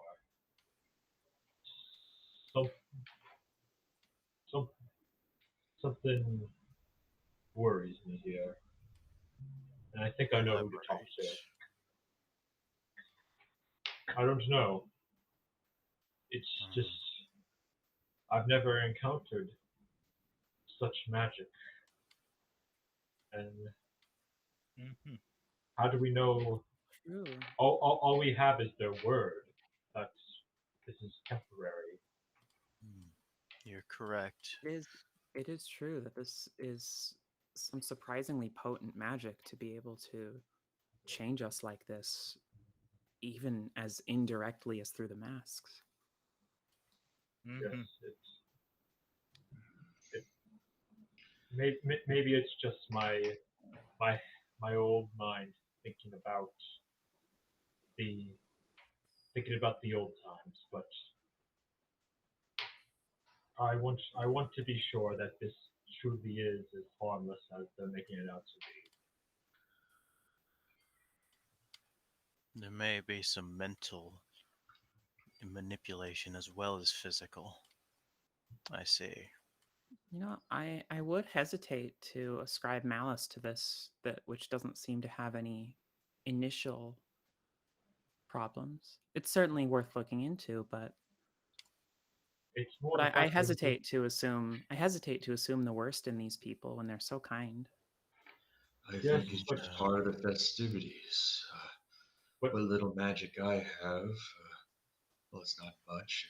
What's able to transform us, it's certainly different, but I don't really consider it harmful in any way. If that was the case, then why was it such a surprise? Why didn't the man at the front tell us this is what would happen? Oh, the he one at was the front- meant to. The old coat just forgets to tell people the most important part sometimes. He did also seem to assume that we already knew a lot about what would happen here. Like, assumed that a lot of that information is something we would have gathered from other places. So That's perhaps true. this He didn't isn't seem that. to So perhaps this isn't understand. seen as a strange phenomenon here. He did seem surprised that the Day of Song is more of a regional holiday. For the record, Stern and Juno for that conversation, I'm going to give both of you a token for respecting this place's differences.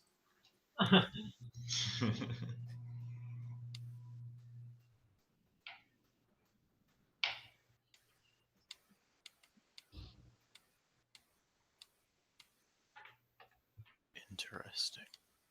Okay. I promise I won't do anything too aggressive. I just need to know.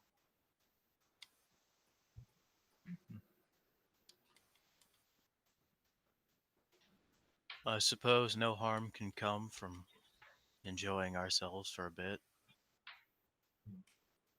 Day's young. Oh, And we looks are like not. the porridge is ready. Oh yes, your porridge. Looks delicious. Can I have that? Right, sure, of course. It was yours to begin with. Yeah, Oh. you did ask for it. Oh, I did. Oh, Sally will serve you up a nice hot bowl of porridge, Stern. it looks delicious.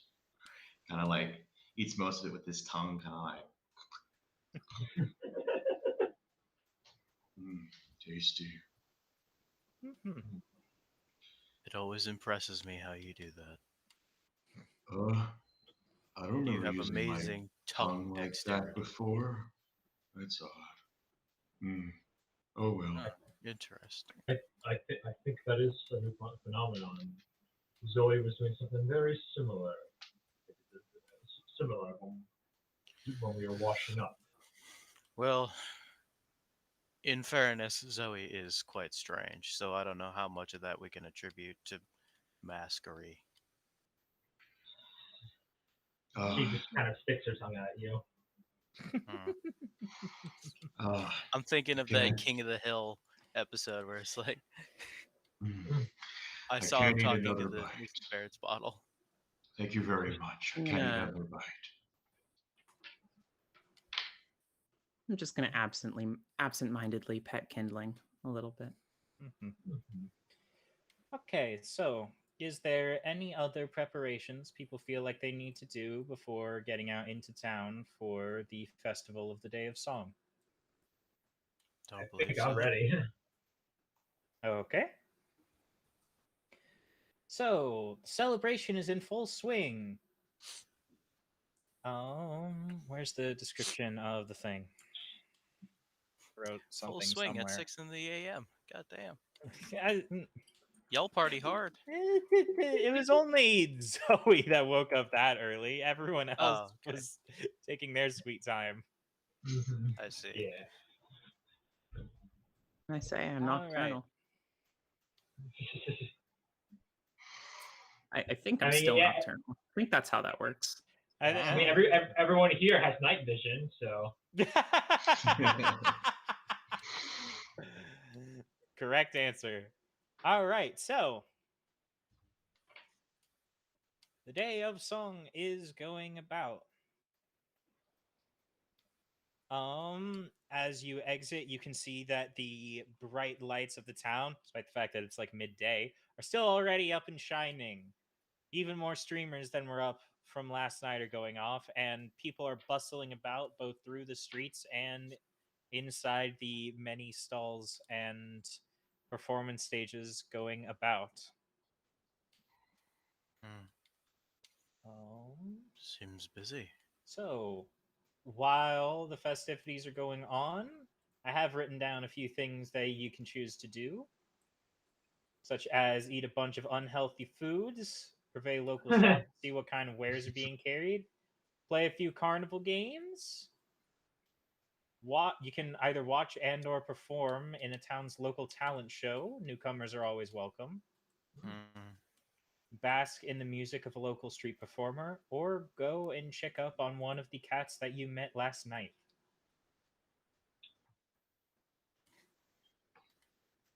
Oh yeah.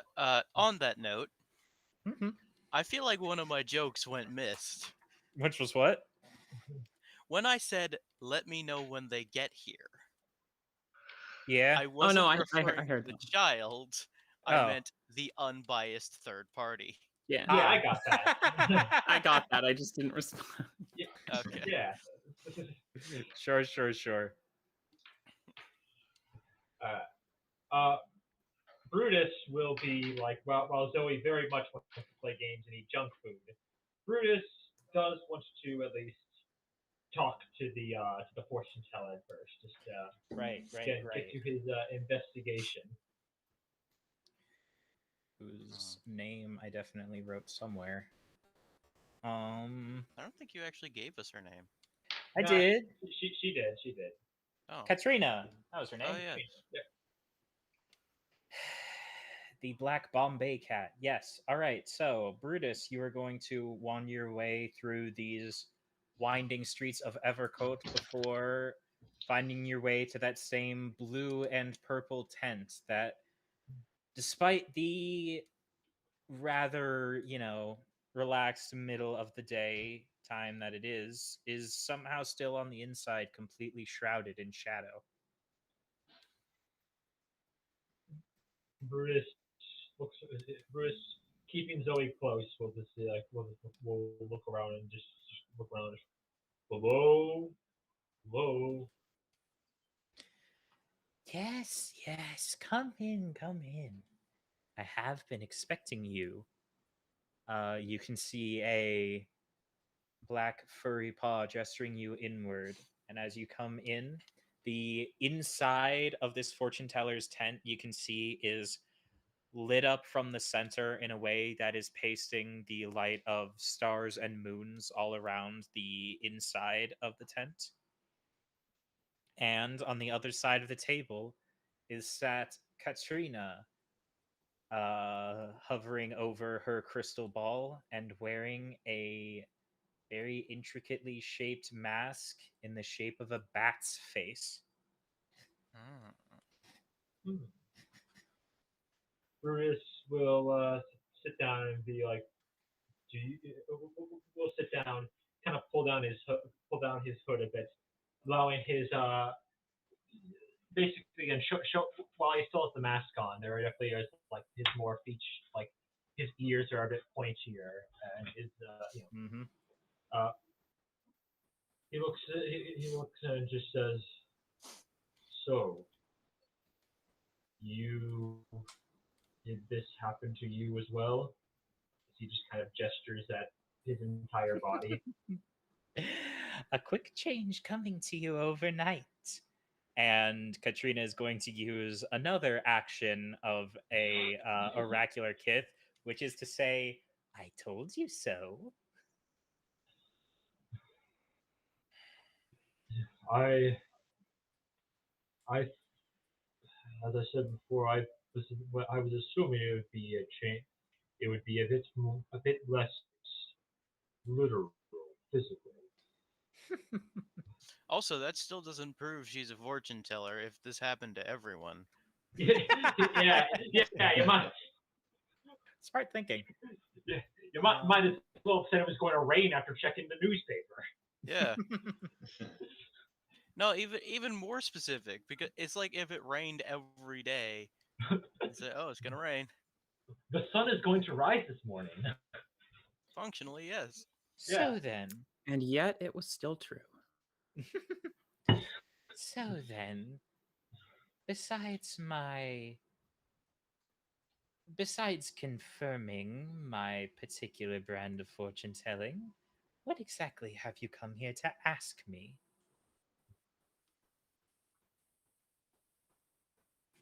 I don't know. Like he's a few things, but with the immediate, is is this permanent? Is there something I should be worried about?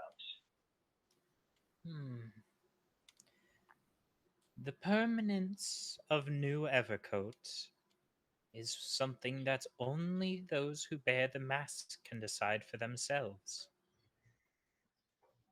That is so unhelpful.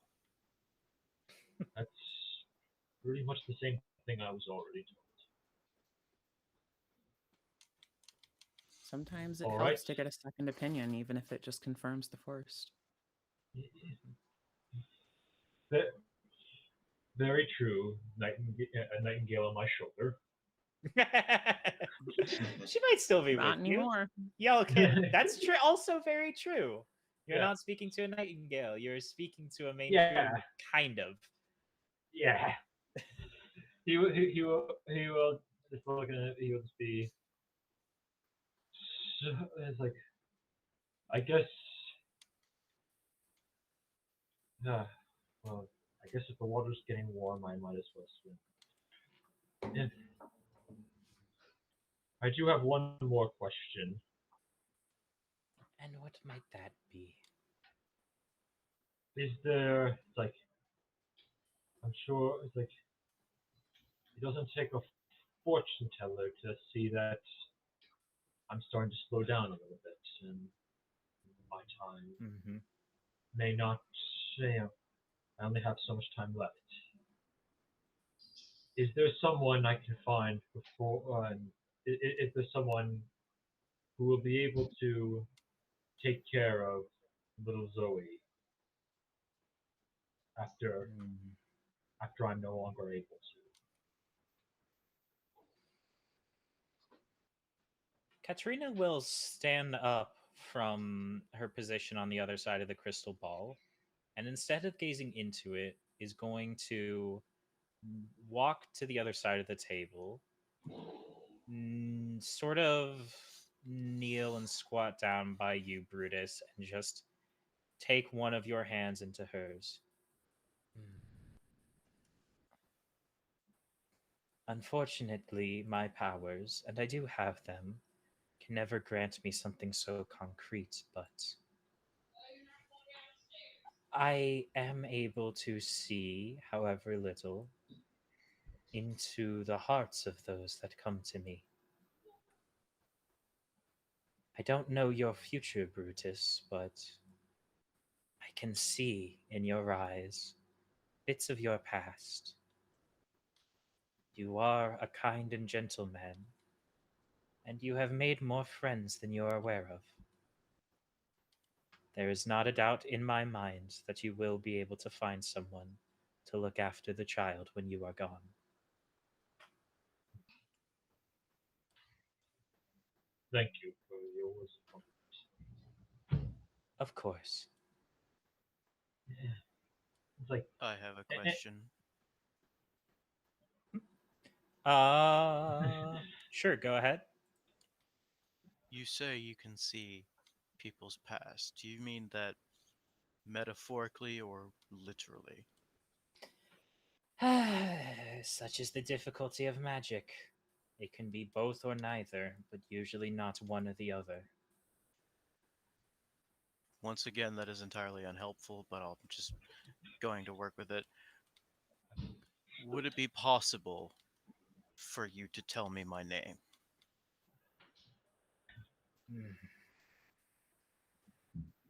She gives a heavy sigh. I'm afraid that is a discovery that you are going to have to find on your own. But I wish you all the best in that journey. I see.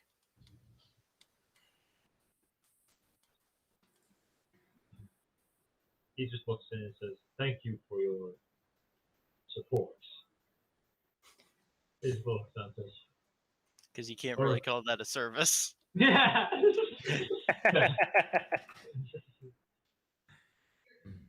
he just says, Zoe's just pops out like, hey, so what kind of crazy adventures am I gonna go on? Oh, I'm sure there are many in store for you, young child. And Katrina is just going to give Zoe a nice little pat on the head. And it certainly doesn't take any magic powers to see that. And the second she reaches her hand forward, something that that you guys must be familiar with a bark cat. The second she reaches her hand forward, Zoe is immediately just like almost trying to claw and bite at it as Brutus is going to hold her back. Nah, I would have no idea what that's like. Yeah. Yeah. Again, that's just Zoe. Nah, This is that's normal definitely more behavior. cat behavior than I'm used to seeing from her. Yeah. So, it was just like, please, Zoe, let's not make a scene. But scenes are fun. Come on, let's get a deep fried popsicle. All right. So then, is there anything else that someone wants to do during the festival? I believe their name was Simon, but the one that I helped with the sign. Yes. The nervous Siamese cat.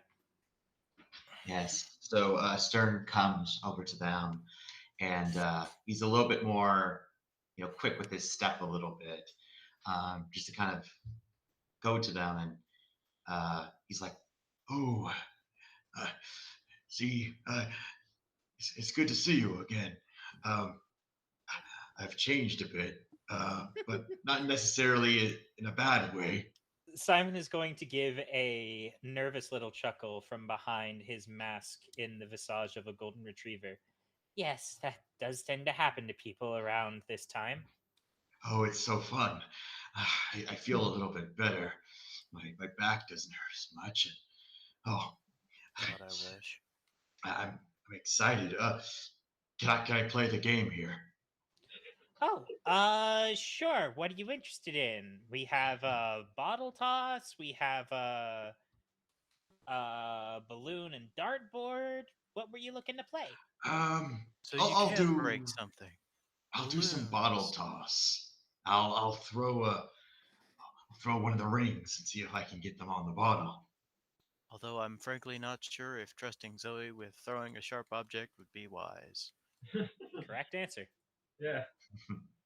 All right. So you're going to do just like a ring toss? Yeah, would that count? Would that be like a token that I'd use for that? Be wild. Here's the thing.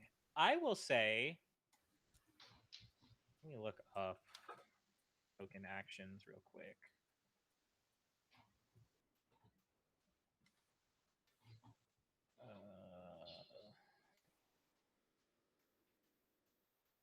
No.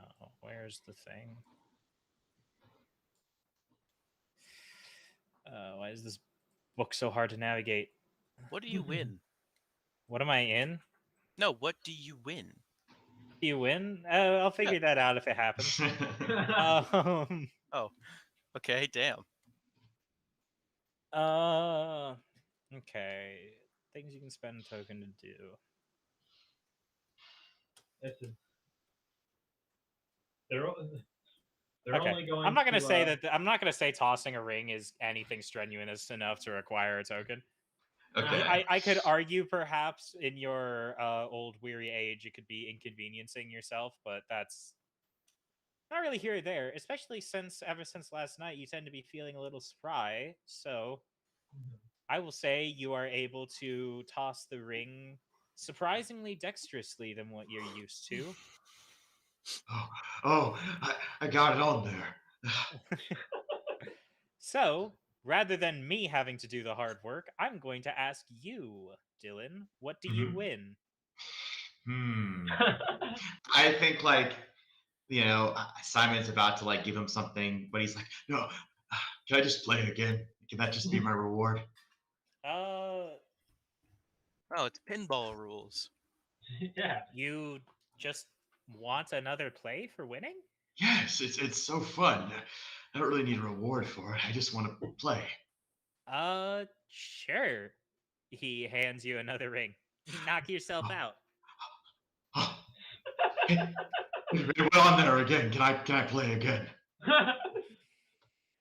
I mean, I think that's his he day gives a look sorted. behind you.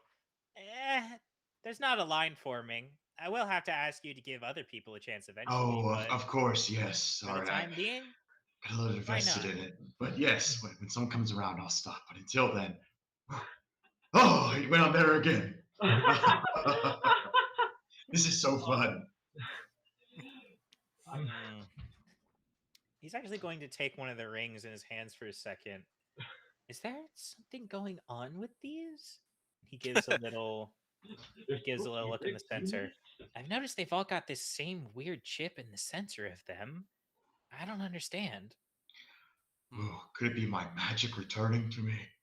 No. For the record, this is Simon's action of focusing on an irrelevant detail. No, it's just kind of like, I mean, even Stern just kind of like, I mean, this is great. I'm winning a lot, but why?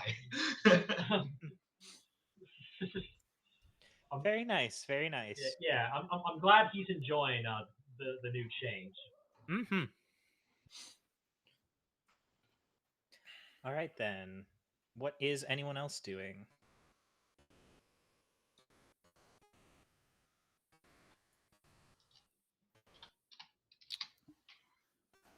I would like to just sort of wander around like I did last time, but this time I have a comically large cotton candy with me. All right. Then I'm going to ask the nameless soldier a question that the carnival nature can. 2 feet. So big. Okay, gotcha. Not the answer I was looking for, but thank you very much. The nature of the carnival will ask, what will lure you deeper into the chaos?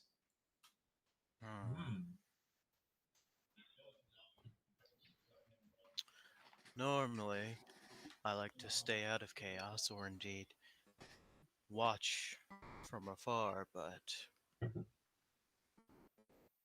if I were called to intervene, I'm sure I would know.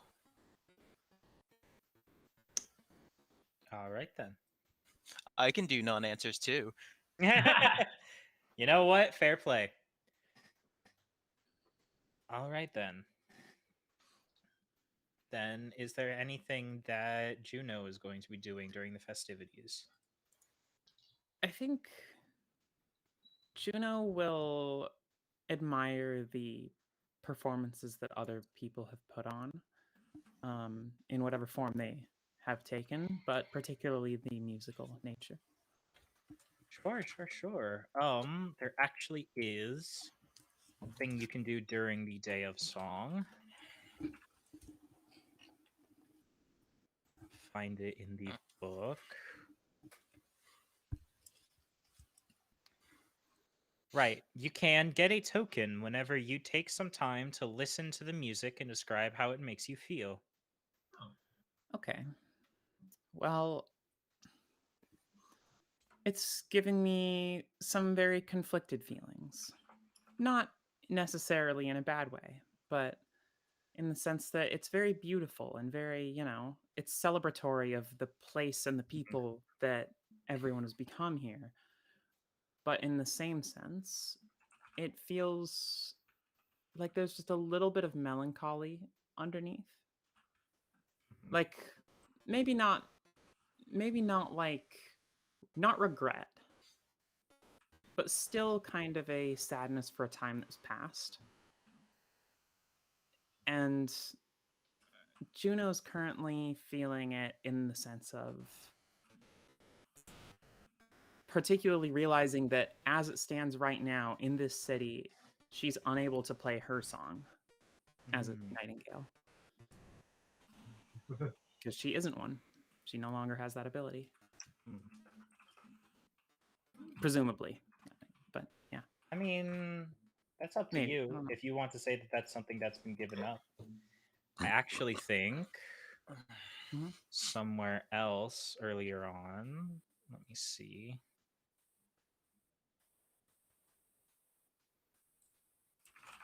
Or if not been given up, more in the process, like knowing it, I knowing or actually suspecting no that no it no will no be, no. I maybe? actually think that's very good. If that's something you feel is no longer with you, I can actually grant you a second token for this for giving away something you hold dear. Yep. Oh, well, I suppose so then. Mhm. Mhm. All right then. Um, as then you are taking these things in with this sort of that sort of melancholic nature, a familiar voice is going to speak up from behind you. Why the gloomy look there? As you turn around to see Oz, who is wearing a mask with very close cropped feathers and the distinct beak of a kookaburra. Oh. Well, I'm mostly just pondering, you know. No regrets for anything, just thinking about decisions and how they've led me here and reflective, not sad explicitly. Yeah, I suppose I can understand that. You know, I haven't been in Evercote anywhere near as long as either Mills or Agatha. But it's nice to be here with them, you know? I can see that. There's a very particular joy to being here that is difficult to explain. Yeah, difficult to explain. That's a good way of putting it. Mm. It's been my day so far. You,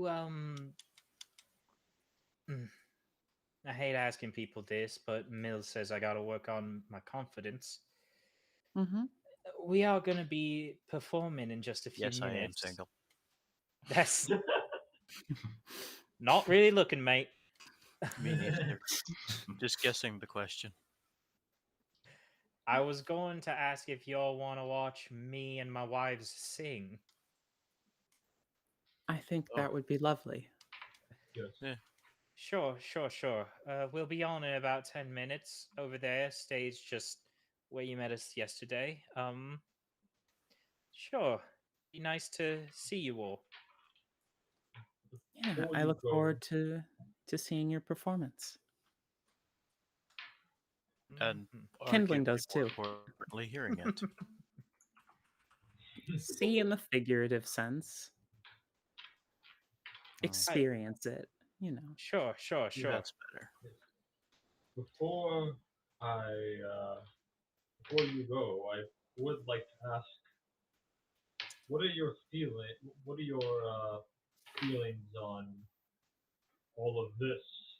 Bruce says as he just kind of gestures towards his ears and just overall his more cat-like form. Ah, you mean that I no longer look like I'm from old Evercote? Yes. Well,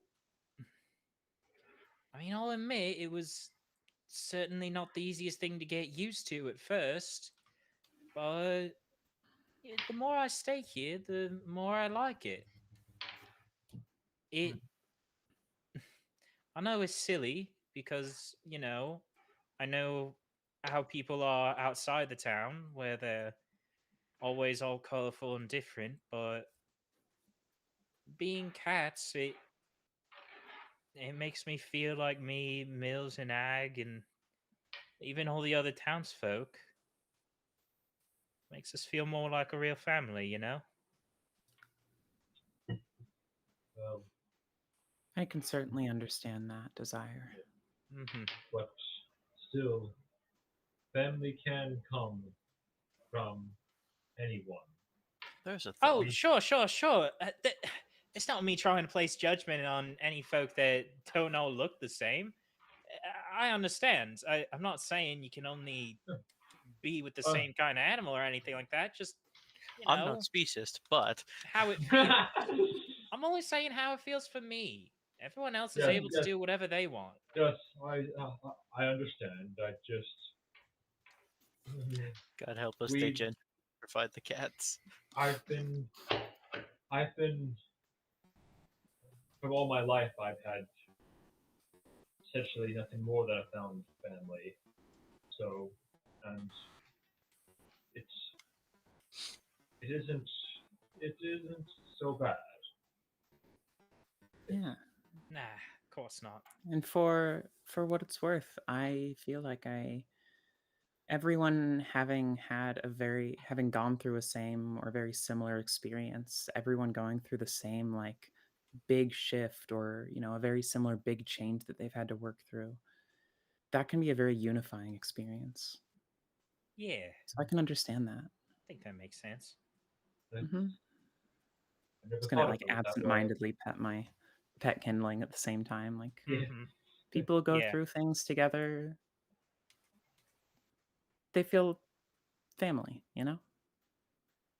Exactly. Well, as much as I'd like to chat about the nature itself and all that, I do have a musical number and a couple of gals waiting for me. Yes. Nice to Good talk luck. and see with you folks, though. Yeah. We should chat more later, maybe. Yes. Sorry, Mhm. I gotta go. Thanks for this. She gives sort of a curt nod and then hurries back off to her stage. Good luck out there. Yes. Thanks. Good luck. Oh, there you all are. I had such a fun time at the end of there. How's everyone doing? Yes, I did wonder. Cotton candy? Oh, I'm sorry if I worried you all. I'm just enjoying the festivities, but how are all of you feeling about the transformation, so to speak? I'm mostly trying to focus on this sugar rush. I'm starting to warm up to it. Mm. It's weird, but I mean, this is an exciting adventure, I guess. In the nature of the word, I suppose. I just Juno, wish I chose sorry. a better mask. Juno, what do you think about all this?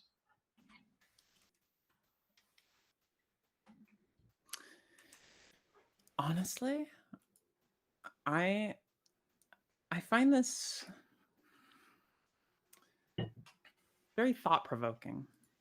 I don't know if exciting is the right word for it right now. Only because this is it's certainly intriguing and very, very enjoyable. I don't know the right words for it. It feels close to the heart. I certainly get that as well. I'm very much enjoying my time, as you can say, as a cat. But yes, let's continue on then. I believe there's going to be was it a dance or something soon? A performance, more like it. Oh, okay. Yes, I would love to see that. Sure. All right, then, in just a few minutes, you are all then treated to a performance of the Triad on stage as Mills strums out a beautiful progression on her guitar. Agatha's soaring voice goes overhead and stirs the emotions of the crowd, and Oz, Is lip syncing. no, admittedly is struggling rather visibly, but the few moments that her voice is able to get on tune are the most beautiful of the entire night. Oh. And as people are gathering around and dancing to this music in celebration, you can also see something familiar overhead as Rajova and Sal have also joined in the dancing, but are held aloft by Rajova's wings. Interesting. I hope those stay on for the foreseeable future. That's a good point. I'd hate gonna to be say the they one to do clean for that now. up. I just wonder, will the shell just fall off? No. Mm. I imagine this is a change that happens through the night. I don't think we're gonna be like. True. As each of you is starting to enjoy yourself more in this song and celebration. I'm a foot and a half through my cotton candy. Yep. Dang, that's impressive. Be sure to brush your teeth tonight. It's been 3 hours. I'm sorry, just describing cotton candy in terms of length is the best visual you could possibly give me. Yes, Just- absolutely. Oh my god. Height specifically. Height specific. Wait, so have you been like pulling down this 2-foot cotton candy to eat it like top down? Yes. Okay, cool. All right. Incredible. So as you all are starting to lose yourself in festivities, something beckons each one of you in a certain direction. No thanks, I still have cotton candy. It's a little different for each of you. I don't need more yet. For Brutus, you notice that between the alleys of Souls, there are these watching eyes piercing out through the dark. Not particularly off-putting, though. In fact, as scary as that imagery might sound, there's this odd aura in their gaze that seems to be asking you to come towards them. For Stern, your connection to the small and forgotten gods is telling you that there's something waiting for you down a seemingly unused path towards the outskirts of town. For the soldier, who made sure he kept a very good idea of where all the roads were leading, you notice that one of the paths isn't going the direction everything else is. It's not just winding aimlessly through town, nor is it going inward. It seems to be winding to the outside. And Juno, you notice strange lights that are wafting through the air on some unseen current. Ones that aren't coming from the festival or any booths.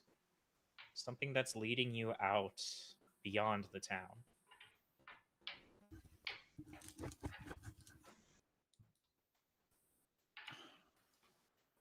What I would do, Interesting. like, Zoe will definitely like, what are those? We should move it down, check it out. It's like, I will check it out, but I cannot push you. He will actually go to find Rosie. Or find Rajova? Rajova, yes. Sure. He'll say, you don't mind, can you watch the little one? I have some business to attend to that I must do myself. Oh, yeah, sure. I can take care of her for a second. But I'm gonna come. He looks and says, sorry, but I need to know before I let you We need to get Brutus one of those child tethers. in. Really do. One of those like little like baby things that you wear or like wear around it. Mm-hmm. Yeah. Okay. He was just he says to Rujova, don't let her out of your sight. You got it. She gives a very No, really, for quick the sake salute. of the town. Yes, Mhm. yes. If you take your eyes off her for a second, she will be gone. Don't worry, I'll keep my eyes directly glued to her. And she sort of takes Zoe by the hand. Come on, I heard that there was a magic show about to start. She I'll say Zoe goes with you reluctantly, but still is looking back at Brutus the whole time. Brutus turns and walks back towards that alleyway, going to investigate those eyes. Okay. How do the rest of you respond? Stern being drawn to his sort of more spiritual connection now, just kind of he's almost like drawn to it, like doesn't even kind of let anyone know where he's going. He just kind of follows. Mm-hmm.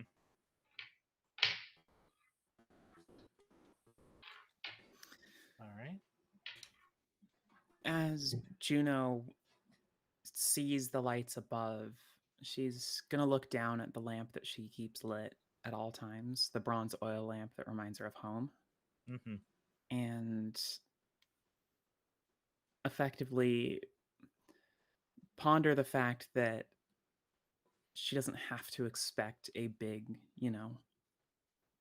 a grand destiny. There's always a place to come back to, and so she will take the path that seems to be in front of her right now, and she'll follow those lights, at least for now. Okay. I see this And- path that I seem to, I don't know, probably not have missed earlier, but haven't seen before. And my sense of, if not completion, just distrust of the uncharted. I'd rest my hand on my sword as more of a comforting gesture than anything else and start my way down the path. All right. Then, as each of you makes your way towards these different signs, you can't help but notice that you've all seemed to converged on this stone path through town that seems to lead to an area outside of everything. A path that the further you go down, you notice the streamers begin to thin, the lights of the festival are dimmer, and the glorious sound of the song grows a little more quiet, save for one single voice humming a solitary melody. The closer you get to it, the more you recognize that that melody is one that you've been hearing all day.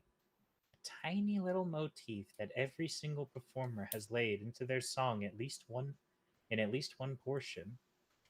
In fact, now that you think about it, you almost caught yourself humming that same tune when you first walked into the city gates of Evercote. The closer you get, the more prominent that one voice is. It's the voice of a little girl, singing a melody that is neither happy nor sad, not sweet nor dour, but nonetheless so captivatingly charming that you cannot help but feel yourself drawn towards it. The more you find yourself wandering out of the town towards the voice, the trees begin to close in overhead of you. The path is no longer illuminated by the lights of the festival, but instead by numerous incandescent specks that seem to drift calmly through the air, floating lazily on some unfelt breeze. And at last, when the voice is at its highest, you come across a stone hallow where a young ragdoll cat girl is sat, singing wordlessly to herself. Around her are 15 different small and forgotten gods, each one lying down, seemingly asleep. None of them have any specific form, instead being strangely alien but comforting little shapes with the most basic of faces. They're each a unique shade of some pastel hue of the same colors that adorn the festival. Also around the girl, scattered around the hollow's floors and up its walls, are thousands of masquerade masks of different cats. And upon her face, where the light of the forest can only just barely illuminate it, is a mask so old and worn that whatever animal it used to resemble is completely lost to time.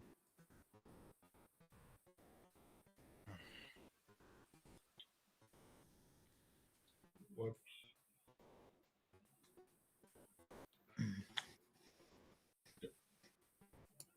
And as the last few notes of her song trail off, she then looks up at each of you and says, "Hello there.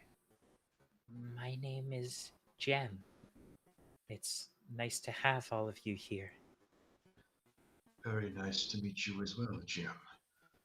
Were you calling us? Mm, not With the specifically lights calling holograms, you, perhaps. just.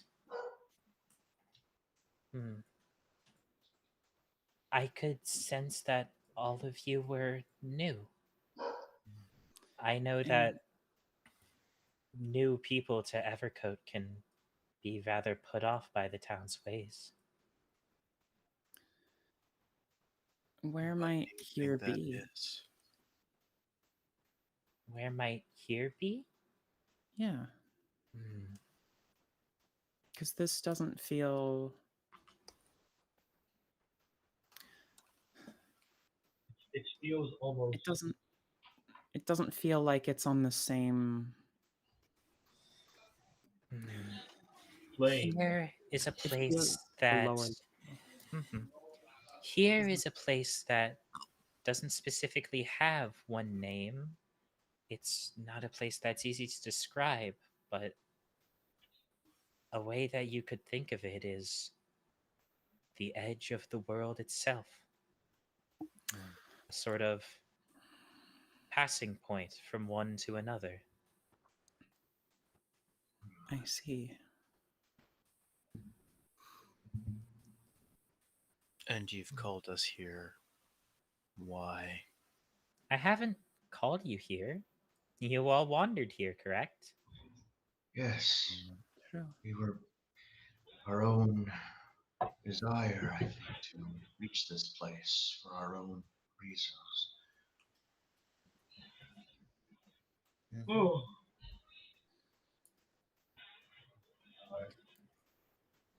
I Can you? suppose if you're wondering why I think all of you are here, is there something you've been wanting to ask? Many things, but I don't know if you would have the answers. Yes. Then please ask away. I, for a long time, I've existed on this world. Fought in the war. Well, fought not necessarily. I healed many. I tried to save as many lives as possible, despite what happened to my body in the process. And in that time, I felt like I lost a connection with the small and forgotten gods. I felt like I did something wrong. After the war, I wandered for so very long. I'm not sure exactly why. I just felt compelled to do so, like something was missing from my life.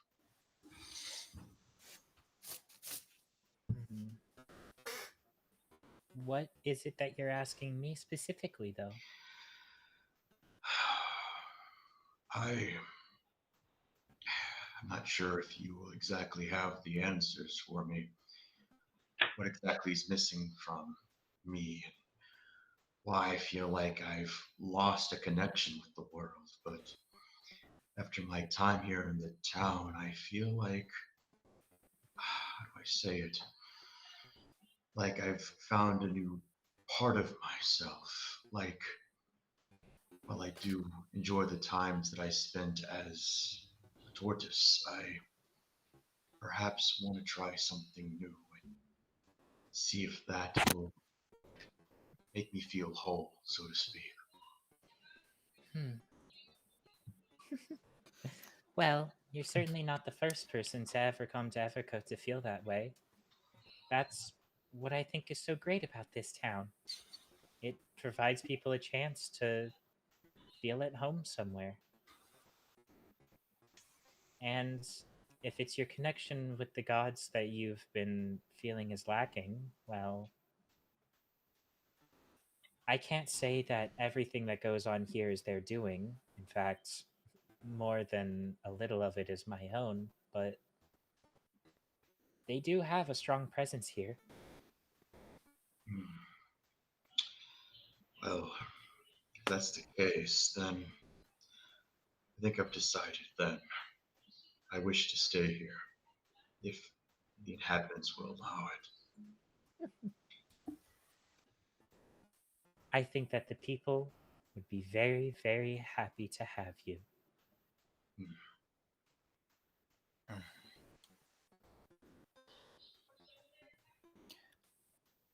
I have a couple of things that I would like to ask as well, if that's okay.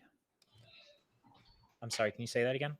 Oh, I have a couple of things to ask myself, if that's okay. Sure, go ahead. And if deemed relevant enough, I'd like to spend a token or two, depending on whether this is feasible, Mm-hmm. to offer the chance to connect with me and understand where I'm going to come from with what I'm about to explain, I guess. Sure. The second one I'll explain after when I get to that point. Mm-hmm. I've spent so long trying to be here and trying to struggling to find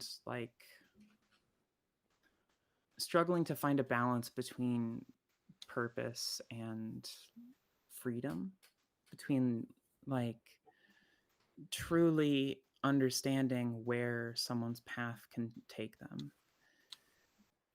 whether the difference between whether it can and whether it should, or between, how much is, and how much of my duty it is to help them find that path or help them find a path. And while those are very specific questions, those aren't exactly the ones I'm here to ask, because I don't know how to choose what mine is. I don't know how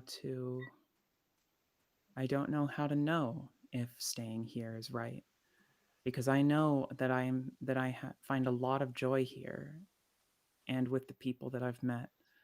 But I've also found a lot of joy in my past as well, and I don't want to give that up either. And if relevant, the second token would be to listen to the small and forgotten gods and hear their wisdom. Mm-hmm. All right. I think both of those are very worthwhile things and absolutely do warrant the spending of a token.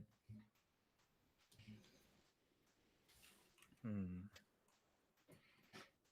me a second to think about how to respond to this.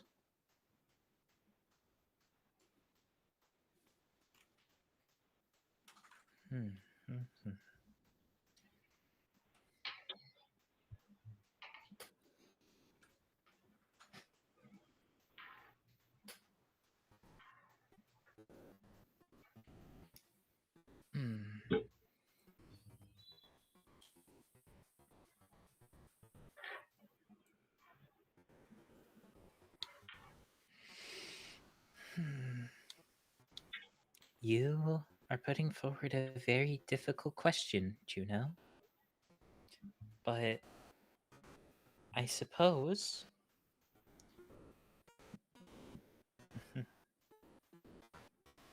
the most important thing I can ask is, does it matter? And more specifically, does it matter to you whether you stay or go.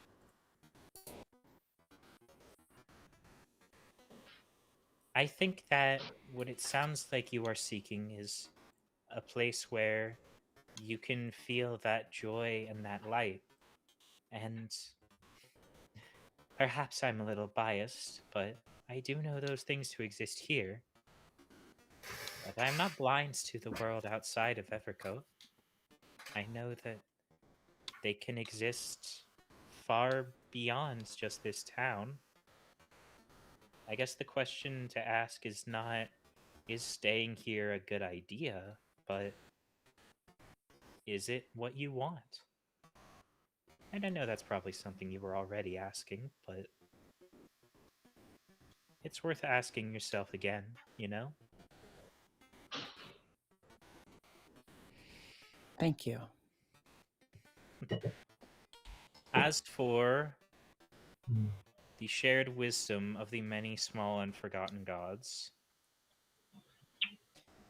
they don't necessarily speak in any sort of. They don't give you a direct, like, actual answer in words because Mhm.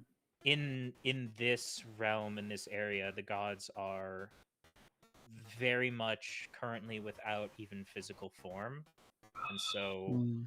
their responses are not going to be immediately tangible, but you can get this sense of choice and being and who and where you are things that, you know, are never easy things to decide, but are things that are good and worth thinking about. And that even if it feels like a hard choice, it's always going to be one worth making.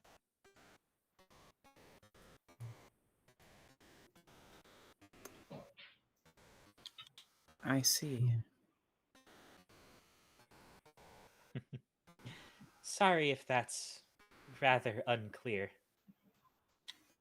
No, no. That I think that gave me the right direction to start thinking about things. Good. Thank I'm you. glad.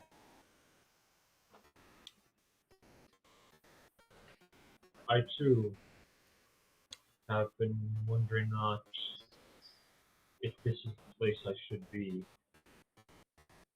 during during during my final days. For you see, I need to find someone to take care of Zoe once I can no longer do so.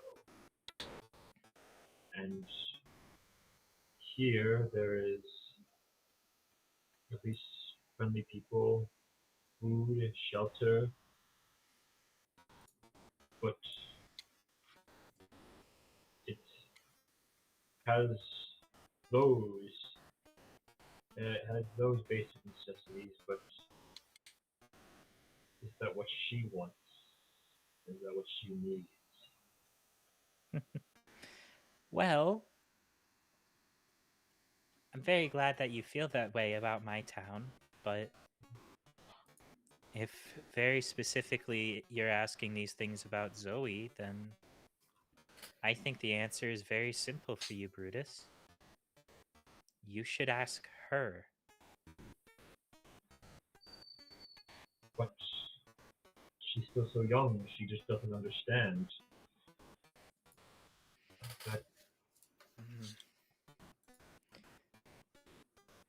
It can be a difficult thing to grapple with, and I understand in circumstances you're having to do so much earlier than most guardians of children would plan to, but a child cannot be a child forever. She is young, yes, but she has a very big and very wondrous heart. She will be able to make the right choice for herself. I promise you.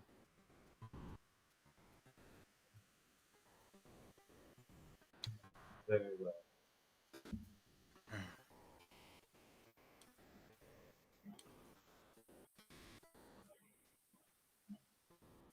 Fascinating. I suppose that leaves me then. Mm-hmm.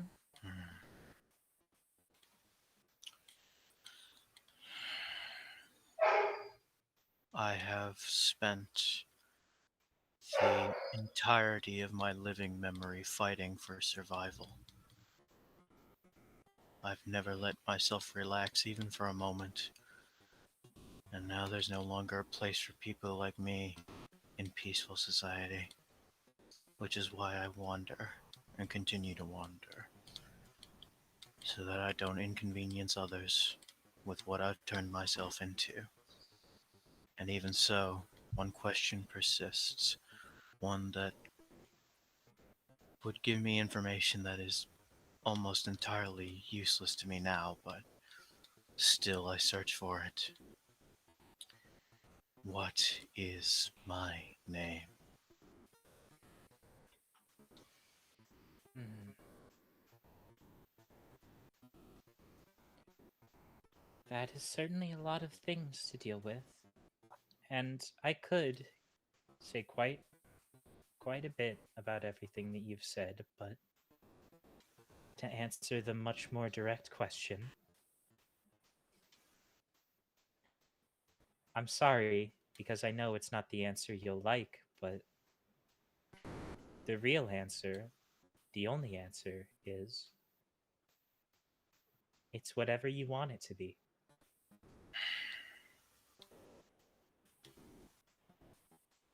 I see.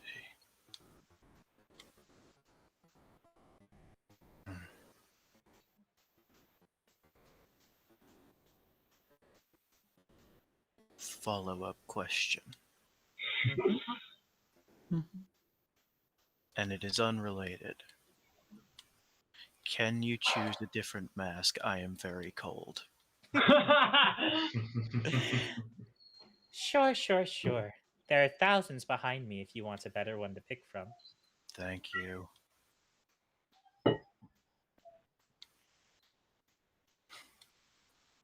Would you like to describe the new mask that you decided to take on?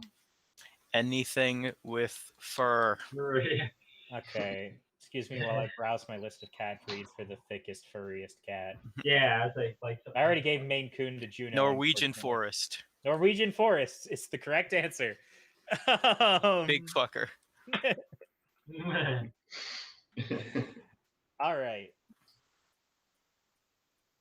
And as soon as you place it on, it's not like an immediate like comical poof outwards, but Aw, you can feel I feel thicker. You can feel thicker fur starting to slowly grow out of your skin once again. And So much more disturbing than I meant for that to sound. Those are some very thick boys, though. Yes. You feel yourself grow thicker. All right. It's that cotton candy. It really is. It's just straight sugar. Pretty much. No, it is just sugar. It's been very nice talking to all of you. It has been a while since I've been able to get perspectives of those outside of town. How many outsiders come to town? It seems quite a lot of people have gone through the transformation. But I know it can seem strange, but I think the reality is the people of Evercoat like being this way.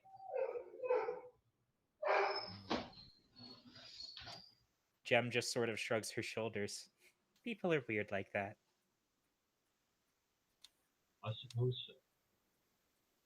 It's not the worst thing in the world, though. I do miss how strong I used to be. But That could just be down to my age as well. Maybe. And don't worry. Depending on what you decide, these changes might be reversed as easy as waking up tomorrow.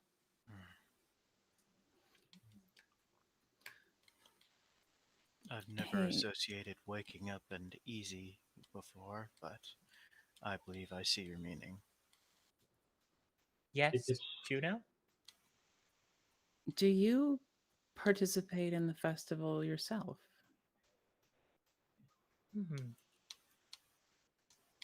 That's a very strange and not easy to answer question. What do you mean?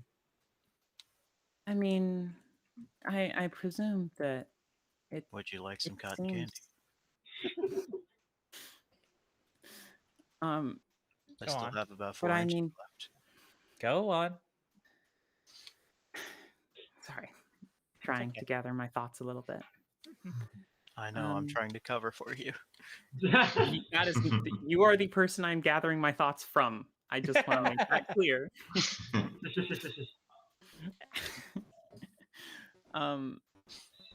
In the sense of, do you find the enjoyment of the festival? Do you get what you are?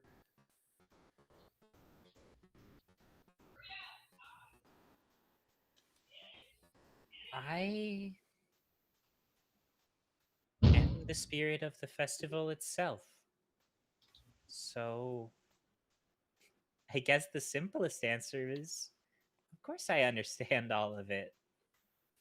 All of the joy, all of the change, all of the quiet meditation, yet loud, joyous celebration. You know, in some sense, I am the cause of everything. I am the one that makes the masks, and I'm the reason that the people are changing. My God, I'm so tempted. I But think I have the words I'm looking for now. everyone likes that. So I don't see anything wrong with it. Yeah, I don't mean to say there's anything wrong with it. What I mean to ask is, like, you do all of this for so many people and making them so, giving them the opportunity and the choices they have to really think about what they want. And I want to know if you are also getting that, like,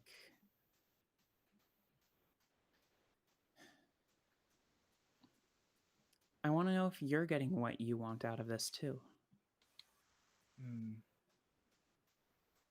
You can I feel see like for me it would be quite lonely if here is where you always are. I don't know if it is, but she's going to reach up to her mask, one of very difficult to determine form.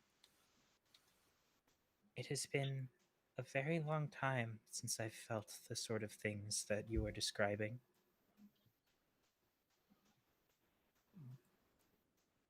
Do you know why it's so impossible for me to make out what my own mask is? It's because Well, I imagine it's hard to see because you're wearing it. it's because I've just been a cat for so long, I don't even remember what I used to be. And the weird thing is, I don't feel sad about that in the slightest. Because it doesn't really matter whatever I was. I'm who I am now. yeah. I like being that. And I'm not lonely out here. I've got everyone else in town. Everyone else gets to be my family. So, yes, I am quite content with the way things are. Thank you, Juno. I'm glad. I have one final question. Sure. I I've been a pilgrim for quite a while, but now that I've decided to settle down here, does this town need something like a caretaker? Someone to watch over things, to be Well, there for it. there's always the position of mayor, though you'll have to be voted in. We can't just give that to you. Hmm. But regardless of what positions might be available, there is always room for more people. I think that's more important. I see. Well, I guess I'm running for mayor. It seems. You'll have What's stiff your campaign competition slogan? against the current one. Oh, even if I don't win, it's simply fun being a part of that with the community. Mm-hmm. Politics is fun. It should be all lived in times of peace. Mm-hmm. What was that? Sorry? Brutus would blast himself and go, "Ah, politics are fun. This truly is a time of peace." Yes, indeed. But I think I've kept you all long enough.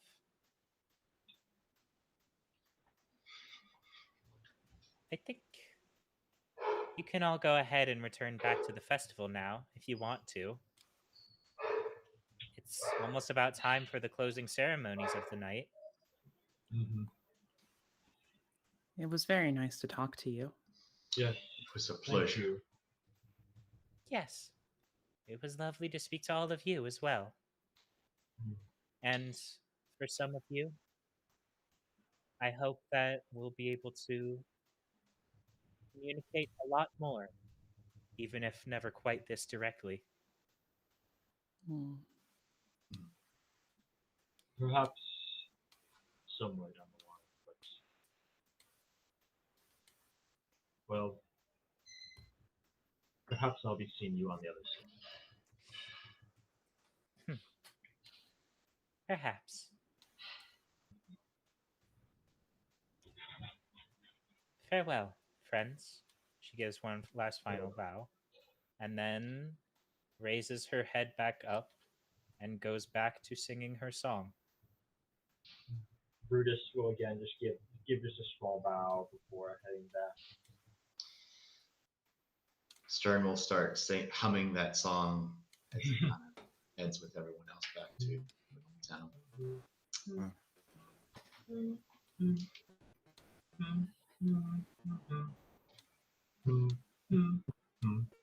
All right. So, when all is said and done, the final performance of the night is held at the grand stage of Evercote, where the townsfolk all gather together for a large bonfire that unites everyone together and fills the town with the warmth and light of every single soul present. The mayor of Evercote, Mason Offenheim, I believe I wrote their name down as, stands before everyone and gives a little speech about Evercote's Day of Song. Today is a day that we stand in remembrance of old Evercote, and also in memory of our past selves. And it is a celebration of that time, for no soul should ever be made to feel ashamed of who they were. But we also stand together in celebration of who we are now. Friends, lovers, neighbors, even more than that, we, the people of More than Evercote, neighbors. are family. And in celebration of our oneness, we shall now remove our masks and show the world that we are indeed members of the family that is our town. Those of us that are not residents may keep their masks on if they wish, or they may choose to remove them and join us. Know that we welcome you and accept your choice either way. And so, I want each of you to answer the question: do you remove your mask and become a cat with the rest of Evercote? Stern does. Knew that one. Brutus and Zoe do not. Mm-hmm.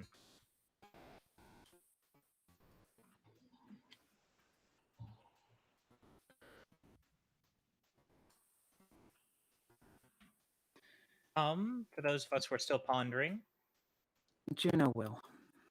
Juno will. Okay. Interesting. Mhm. I will not.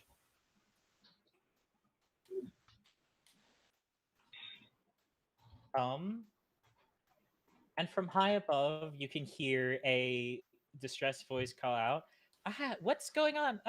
As a strand on the back of Rajova's mask snaps, and it sort Oh. of halfway, sort of lightly sits askew on her face. Not quite on or off. I should have gone with the adhesive. Yeah. Yes. Mm. So then, let me make sure I have this here. Yes.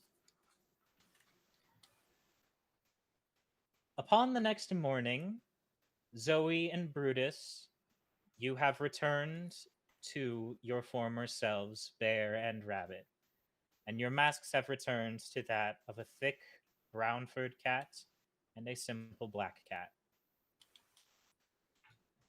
For our nameless soldier, though you were able to grow enough Norwegian fur to sleep through the night, you do awaken once again to find yourself a badger. Or rather, probably someone else comments and tells you that. I see you're back to normal, friend. Excellent. Stern, Mhm. you've awoken to find all of your scales and shell completely gone, and are now in the limber and very uniquely colored body of a Russian blue. Feels just right. And Juno, you too awaken to find your feathers and beak gone, and in place, the thick and lush fur of a Maine Coon.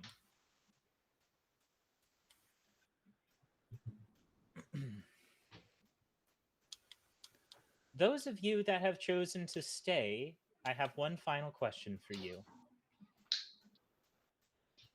What about the life that you've just given up do you think you're going to miss the most?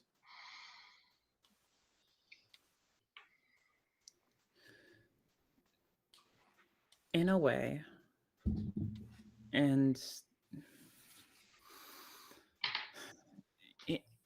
in a way, I have to say it kind of is the uncertainty. It's because with every choice I do make, that always leaves behind something else. Like, even if that other option, like even with the most obvious choice, the most obvious decision I could ever possibly make, not that this is that decision, obviously, but Sure. it always closes off the other route. That's at least with decisions of this caliber. Mm-hmm. And so, with having spent so much of my life trying to just light up the next few steps and take a couple steps at a time and try to figure out where I want to be, even just moments from now, and everything else being foggy, the sudden clarity that I have that this is now my home. This is it's unfamiliar, and yet it's also the most familiar because I can finally see that clearly. And so in a way, I'm kind of nostalgic for the time when I didn't know where I would be going. Because now I'm here. That was Would lovely. you say that on this day you see clearly? I don't know if we all get that. God damn it. Sorry. Maybe. I probably Would don't. you say everything has come to life? No, I'm not gonna say that. No. God damn. But I'll explain the joke later. I'm fairly certain I get it. But maybe not. Anyway, that's my answer. for Stern, for him, he knows that his two war buddies aren't going to share the same life as him, that they've got their own like road still to follow or journeys still left to go. And part of him feels like he's given up a little bit of that camaraderie of his old past. It's kind of like, in a way, he's finally ended his sort of um, memories and experiences of the war. That's kind of left him in a sense. Like he still will remember those times, the good that he's done and the horrors that he saw, and the great moments he experienced with his war buddies. But yeah, that sort of feeling of like camaraderie between them, like while they can still, well, since he does know that Brutus doesn't have much long for this world and he's not sure about his silent friend either, it just kind of feels like, that's the end of the book in a sense. That journey of his is done, and he is looking forward to his time in the village, in the town, but he does feel that part of himself is kind of left him in a sense. Mhm. All right, that's very good. And then for those of you that are about to leave, your final question. Even though you've chosen to leave the town of Evercote, what about it will you carry with you for the rest of your journey? So, the main reason I decided to leave, well, was because of Zoe. She likes the place, but she's always on the move. And she wanted to see more of the world. But the thing I say I probably learned the most would be to keep an open mind, learn about the learn about the traditions, and things may seem strange at first, but in their in, in their own little way, you'll learn to love the culture of these new places that you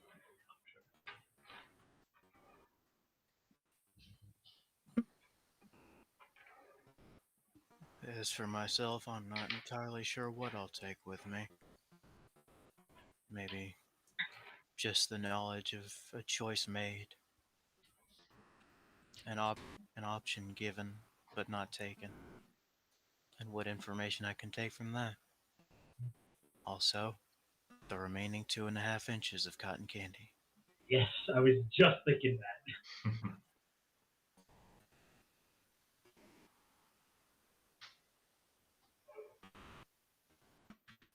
Very good. So then, as Brutus, Zoe, and a nameless soldier are getting ready to leave, you are once again accompanied by Rajova. However, she has found herself in a rather odd predicament because she looks exactly the same as she did last night, Hmm. still somewhere between moth and cat. And the Interesting. reasoning behind this is that Rajova has decided that Evercoat and Sal are her home, but that she still has other work to do for the small and forgotten gods first. So, even if her feet and wings need to tread somewhere else in the world, her heart is still always going to be back here. So, for the time, she is both resident and wanderer.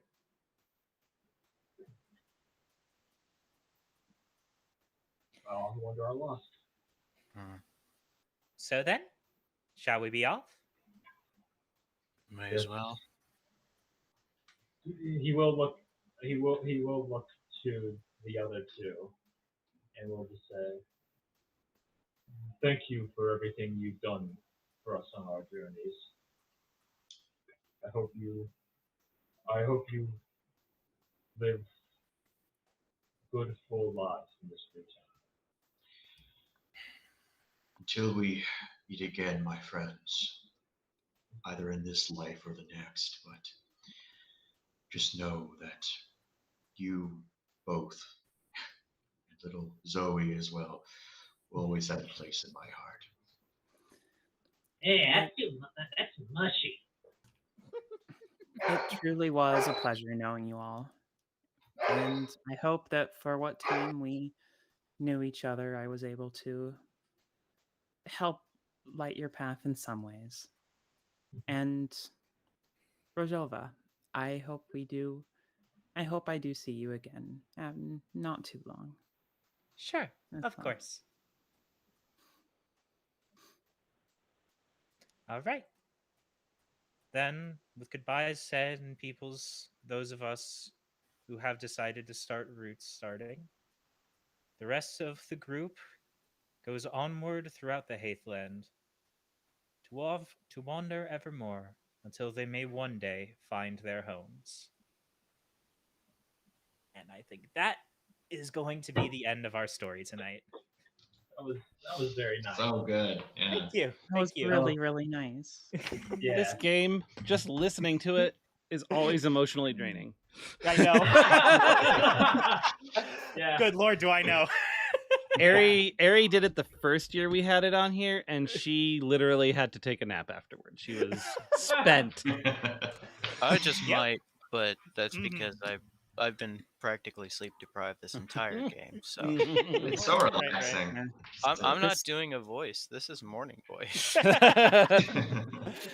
All right.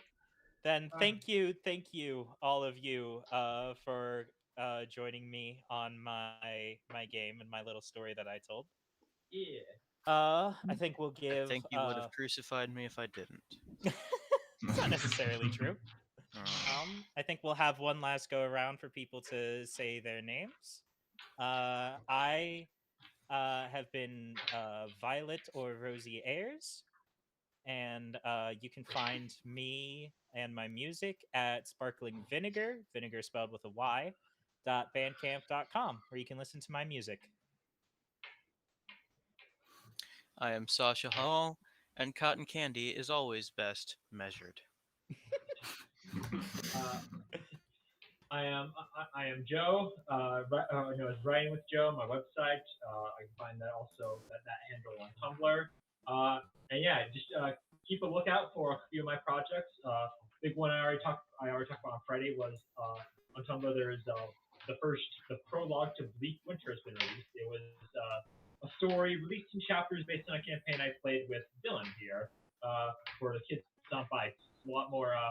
Like it's sort of kids in a small town solving mysteries, but this time it takes place during the winter in the early 2000s. So bit of a different tone and setting to all that. The other thing you can keep a lookout for is my screenplay, The Enlightening, which has been going around the contest, and this time I actually have a few contests that I have submitted into. So stuff you can look out for is the Titan Awards, for Origins Film Festival, First Look Project, that and many more. I've entered this horror screenplay into, and in fact, I've actually recently one of the competitions, the Golden Script competition, published a review of The Enlightening, which you can find on my website, writingwithjoe.com, under In the Making. So yeah, feel free to read that. And thank you all very much. I have been Nova. It was a genuine pleasure, and all I have to say is I hope I will be able to participate more in any future, Meowrathons as well. Yeah. I'm Dylan Rooks. I have a Wix account, so I mean, just look for Dylan Rooks. You can be able to find it. I do a lot of just like art related things, like digital art. I work in Maya. make those 3D objects and things like that. So if you need someone to do that, I'm freelance and I can make something for you. Mhm. Well, I appreciate it all, guys. I always enjoy watching this game, and you guys did an amazing job. That was a great story, Vi. Thank you. Yes. Mhm. Yes. Stay tuned. At 4, we will have Star Odyssey, which is a mod of Aegon to basically give it a Star Trek feel. So this should be interesting. Kevin's always a great storyteller as well. So Alright. see you guys in about 45 minutes. Mhm. Bye. See ya.